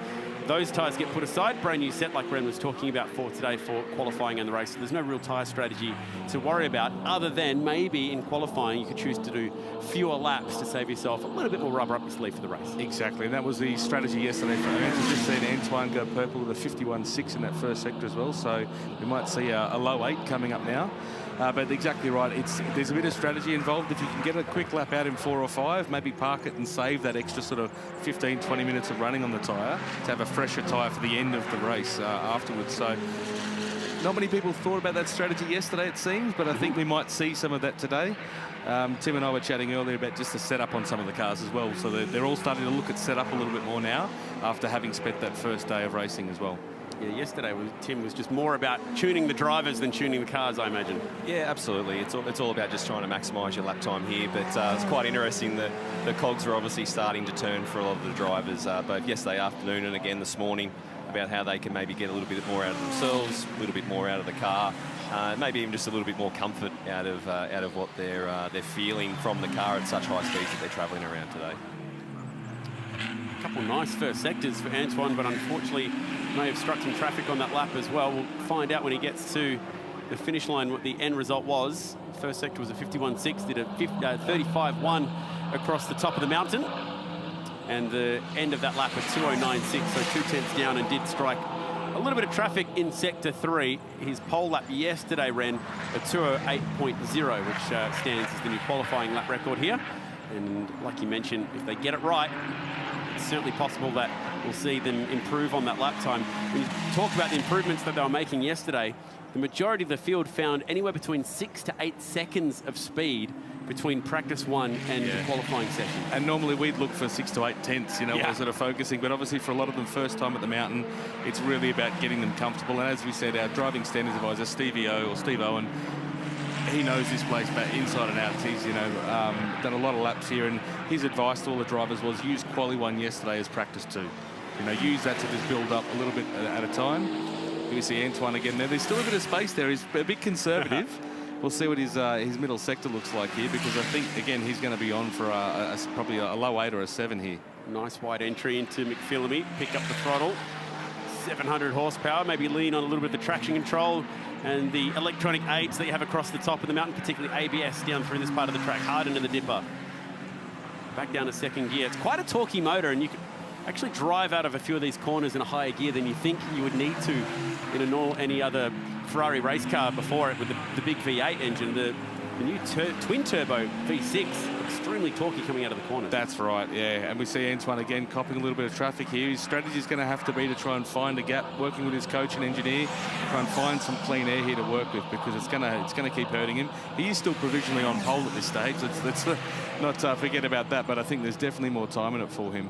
But coming back to your point, it really is with this new twin-turbo V6 engine, it really is a wall of torque this car's got from very low RPM. And we are seeing, particularly on data, between the 488 Challenge Evo and the 296 Challenge, that gear higher, and particularly, obviously, the road speed is obviously increased. Tim spent a bit of time last night as well looking at the data of some of the cars. And he might be able to talk us through a little bit around the circuit, Tim, of sort of where the pace of this car is coming from. Yeah, absolutely. I mean, the one thing we're finding is that just how slippery this car can be up and down the straight sections of road. Some of the top speeds that we're seeing around the circuit are about as fast as I'd like to be going out there, that's for sure. So it's certainly getting me excited watching some of the vision with the guys. You know, we all know about the top speed, but even some of the speeds we're seeing across the top sections, which if we get some cars in that section, we might even talk through it a little bit later on. Antoine decides that now is the time to come back into pit lane, maybe repressuring and going again, but he does have a comfortable buffer back to Pollicina, and he hasn't got the threat of Ernst Kirchmeier out there to potentially take this pole away from him. So I wonder if he will just favour saving the Pirelli tyres. And it's interesting, there's a bit of a game of chess on screen here at the moment with our second and third place. So Jim Pollicina in car 7 and Rob Wilson in car 44. You know, two of our more experienced racers, it just so happen to be on each other's tail in qualifying, following each other around. So there's obviously a little bit of chess going on here. It'll be interesting to see with these two who was actually conserving a bit of tyre life as well, because running with the other car, obviously there's going to be a tow advantage for the car behind on the straight. whether he tries to maximise that to improve his lap time, or if he's just trying to wear Rod out. We'll see. Well, this is the part of the track that you were talking about, Tim. What numbers did you discover from yesterday's data? Yeah, absolutely. So as we approach the grate down here, we're looking at about 185 apex speed right here for Rod and Jim, and a similar, maybe a little, about 10k an hour faster as we go over McPhillamy. And then before they drop over the Skyline, they're seeing about 220, which is quite fast. As we know, and as I say, faster than, or just as fast as what we're probably possibly seeing from some cars in the 12-hour. I actually spoke to Rod earlier before he jumped in the car, and he was like a kid in a candy shop. He was so excited. He was looking for a little bit more stability. He actually made a bit of a wing change, which I hope he's okay and comfortable with me mentioning here. But made a bit of wing change just to try and get a bit more stability from the car across the top of the mountain, and also a little bit under braking as well. It's interesting just to see the timing screens light up now. Cameron Campbell's pushed into a 211.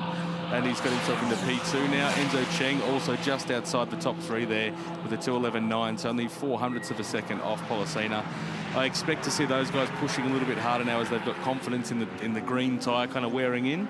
And we did have a chat to quite a few of the guys. You know, we were on track late yesterday. We're on track sort of mid-morning now. The track has evolved. When we do Club Challenge, we sort of own the circuit. We run the track almost open pit sometimes. And for them, the track is constantly evolving slowly. Whereas now we've had hours out of the car. There's been a lot of the 12-hour running as well, so the track's going to rubber up. So I think it's probably a bit of confidence in them just learning what the track conditions are doing before they start really pushing.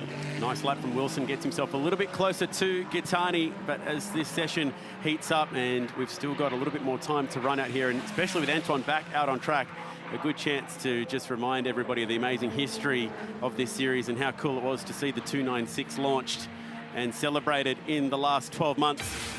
And when we talk about cool pictures, check this out from Circuit Monteblanco at the International Media Test Day. And one car representing each of the national championships that run around the world, from the European Series with its 33 years of running to North America, the second most run series, the UK and Japan joining recently, and then most recently, of course, yesterday, as a matter of fact, Australasia joining these incredible championships. So going back to 1993 when this category was originally launched in Italy and has spread out now to all corners of the world. Also had a little Asia Pacific series which ran there. Unfortunately didn't make it through COVID, but cool to see these cars on track just outside of Sevilla in Spain on a very sunny day in December, and some very lucky drivers taking to the wheel on that day, and a few of the Ferrari factory boys there as well, and some fast times coming to the screen right now, including Enzo Cheng, who's found bucket loads of speed from where he was yesterday in the copper shell category. Enzo, obviously, punching above his weight there in the copper shell. Enzo's got a very experienced GT racer, and obviously some of the huge amount of experience around here in Ben Porter. So he's got him in his corner, sort of helping him with the coaching and data as well. Obviously, as we said, he's found the confidence in the track here with the conditions improving to his favour. And also a few setup changes on the car, probably just helping dial it in for him to kind of get a little bit more comfortable. But to see him jump straight up into the 209s there is fantastic. Masahiro Taguchi, we saw him exploring the limits of the ABS down at turns 1 and 23 yesterday, particularly those 90-degree corners, and flying the flag for Japan, although Australian-based in our Copa Shell class here today, sitting down in 11th. But nice lap from Enzo, and looking to improve on this one as well, as he's gone a personal best through Sector 1. He's found a 2.5 seconds, Tim, on his time from yesterday, Enzo. So ripping lap to get himself within touching distance of the pole sitter. Yeah, absolutely. That's quite an incredible achievement there. And we probably don't want to pump Ben Porter's tyres up too much, but he's locking out the front row at the moment with two of his drivers. So credit to Ben there. Obviously, he's given them a bit of a tune-up to go into qualifying this morning, and it looks like it's absolutely worked. And what's sort of impressive to see sort of just over that halfway now into the session as well is just how many personal bests are showing up on the timing screen. The drivers are kind of doing as we're sort of asking. They're chipping away lap after lap, trying to just improve, small amounts each lap and sort of find the limit or approach to limit, gently, because as we know, the mountain bites pretty hard when it does. Yes, it does. It was a very favourable mountain to this man yesterday. Jared Ferrari. Yes, that is his last name. Perfect driver name to be at the wheel right now of this 488 model. So it's the older model car. He goes first in class with a bullet. 2:11.7 is a very handsome lap time, and that's 0.6 up on his pole lap yesterday. A fantastic lap from Jared. I looked through some data and video with him this morning. Young Lockie Manif's his coach and engineer for this weekend, and really working with him on lap speed. But we can see Enzo Cheng as well going 209.1. And going to the top. So that's the first time we've seen a different name other than either Gattani or from yesterday, our Austrian visitor, Ernst Kirkmeyer as well. So, and our Copper Shell class as well on outright good pole. Good point, true. So he's got the whole box there at the moment. Yesterday in class, it was Dave Traverne who picked up the Copper Shell pole. 8-2 for Antoine Gattani. And did it with 3 red sectors as well. Don't often see that for a pole lap. Right. That is a surprise. And Gattani goes back with an 8-2. 2/10 off his time from yesterday. Has he got a bit more left in the tank?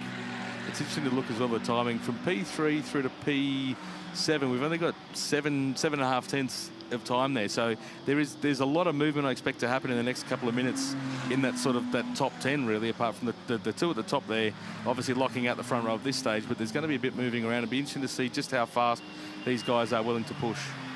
Verne goes up to 4th, 2nd in class for Copper Shell, and we've got 3 different classes, all 3 classes covered in the top 5 outright.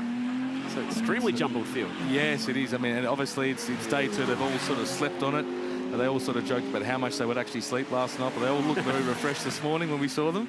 And it's going to be great to see what we can get toward the end of this session. It'd be amazing if we saw a 7 again on the timing sheets. It's not going to be this lap for Antoine Gattani at least, unless Enzo Chen can go around again. He looked like he was cooling it off on the last lap across the top. So Gattani will just have to get his nose in front here and go again. That's 2 of the MC Corsa cars on screen there. So, maybe team orders. There might be a little bit of a tow, maybe. Yeah, maybe a tow. There might be a bit of strategy in this. We'll see. But also there might be a little back and forth from the driver radios to the pits here, just asking if we could please be let past. Yep. It's a nice run onto Conrod Straight. He'll easily blow by his teammate this time by. Speeds down Conrod have been so fast this week. 290 plus kilometres per hour through the speed trap, which we saw yesterday on our timing screens. It is a fast car in a straight line with its 700 horsepower twin-turbo 3-litre V6. And after our discussions yesterday about maybe the potential of some wing changes in the cars sort of affecting that speed difference we've seen between Ernst and Antoine, there was a few people looking around the pits, Tim, where they were at the rear wings and a few setup changes after that first race. So everyone has definitely come into race 2, or quali 2 this morning, I should say, with, I guess, a more competitive frame of mind. Nice lap from David Frisch, 2:12.5 yesterday. Whoa! And that was a part of the racetrack where he was off yesterday. After going P3. So he found 1.5 seconds on yesterday's qualifying time and then found himself looking backwards. And that was right in front of Anton as well. So that's thrown this lap out also for Antoine Gattani. You could hear it before we could see it, and it was on the corner exit. He's done a great job of arresting that. The coming off the brake was a bit of a hold the breath moment there, but he's done a good job of kind of keeping it obviously on the black stuff's the main thing there, and then recovering the car safely and getting underway. But I mean, to see him, I hadn't actually seen until that happened, to see him go P3, he's obviously pushing. That's a fantastic lap from David. Absolutely, and I was just about to say it'll be a good confidence boost after the incident that he had at turn 1 to start the race yesterday. He was a little bit disappointed, as you'd expect, after that, but to move up onto the second row to start the next race, if he can stay there, would have been great. But I'm sure he brushed that one off. We got away with it. The car will still be ready to push on again to maybe increase the lap time in the next one. And obviously with these cars having a traction control system and ABS as well, the risk of flat spotting that tyre, which is the tyre you have to carry through to the race, he's done a good job of kind of letting it rotate a little bit, letting it roll a little bit, so he didn't actually drag the tyre across the bitumen and ruin his tyres for the race. Well put. For our Pirelli speed camp down at the bottom of the chase. It's one of the things I heard yesterday, Chad, from a few people walking through the paddock is the noise. They said it's so cool just hearing the mountain, just Ferraris everywhere. But the guys at the chase were saying it was amazing hearing these things come through. For a twin-turbo V6, it makes an amazing note. Yeah. And particularly on the downshifts. Exactly right. Wicked sounding downshift on this car. One of the guys from the factory that I've sort of known for a few years once said to me, it really matters what the driver hears inside the car, but also outside sounds fantastic. But inside these cars, I'm sure you can attest to, Chad and Tim, the noise of them is fantastic. Yeah, absolutely. And the more noise that you're hearing from inside the car obviously gets you excited as a driver as well. And that's all about the environment around it, for the experience that you're having, which, with some of these notes, it's quite good to listen to, as long as you don't get too caught up in it. Yeah, and any engine that's mounted just behind the driver as well, just adds to the note. New design on the exhaust system on these cars, which have been updated from the 488 as well. So huge changes from that car going through the screen now to this car. It's the second of the 488s behind it, at least, to the newer model 296. They have done an amazing job in the evolution of these cars. The 9th car to take centre stage in Ferrari's One Make Championship, which is Ferrari Challenge, and it's an honour to have it here this weekend. And having its debut at Mount Panorama, and despite the daunting scene that was ahead of the drivers yesterday, we had just those 2 incidents in the race and a really clean opening practice session and qualifying session. Good to see it finish in green flag conditions right now with all but 1 car on the racetrack. It's good to see Cameron Campbell here as well. He's gone 2 green sectors, so PB at this point. He mentioned only this morning that yesterday was his 3rd ever car race. He was a little disappointed that he got a couple of penalties in that car race, owned up to them, as he runs a little bit wide from the apex there at the end of the chase. But yeah, owned up to them, and obviously he was quite keen to just, again, reset, forget about yesterday, take away the positives. I think he was the 3rd fastest car in the race. Yep. And just see if he can build on that this session. That is good race pace. And it's worth adding that Cameron actually did his challenge races.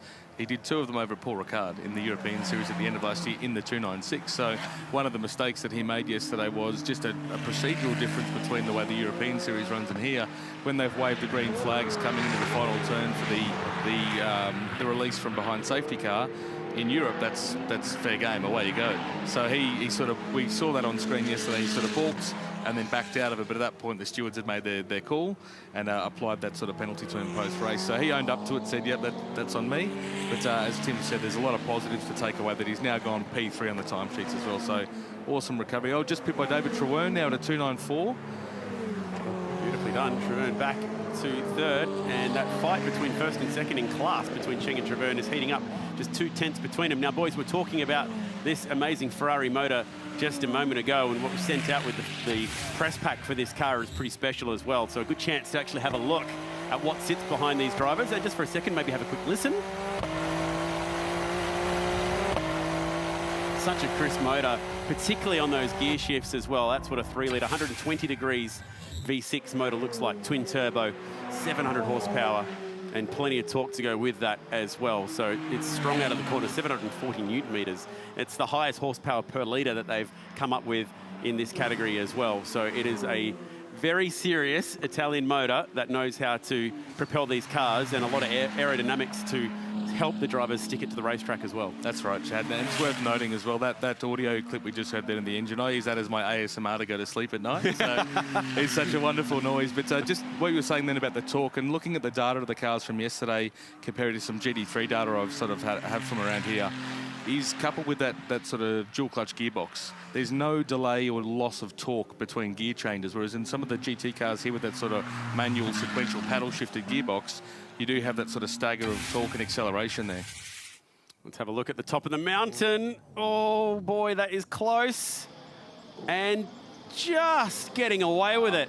Very lucky. There's not much in that. I think if you go and have a look at some of that signage there, you might see a little bit of red paint, possibly. Wow, Mark Hutters, who was really quick yesterday, and I get the feeling, Tim, that maybe he's seen his 2:12 on the dash, and knowing that yesterday he was a little bit quicker than that, and now trying to play some catch-up. He did a 2:10.3 yesterday. Yeah, I think so. Obviously, with only 3 minutes left, he's probably starting to feel the crunch time of now or never as such, to try and move a couple of spots further up. And as we've seen with Antoine, making the most of all the power, the aero, the torque that we've been mentioning to see our first ever 2:07. Well, Hutters still went quicker on that lap as well. So that is very, very impressive despite the slide. And on top, Gattani, like you mentioned, giving us our first ever 7. So 2:07.5. He's found half a second on yesterday's pole time, and late in this session too. And also towards the end of the session now, with Hutters having that big slide, he's got 10 laps on his tyres. You know, he's not trying to conserve at this point. It's interesting seeing a lot of them are staying out to put miles on the car. Enzo Chengno's the one to watch in P2, only 6 laps on his tyres at the moment.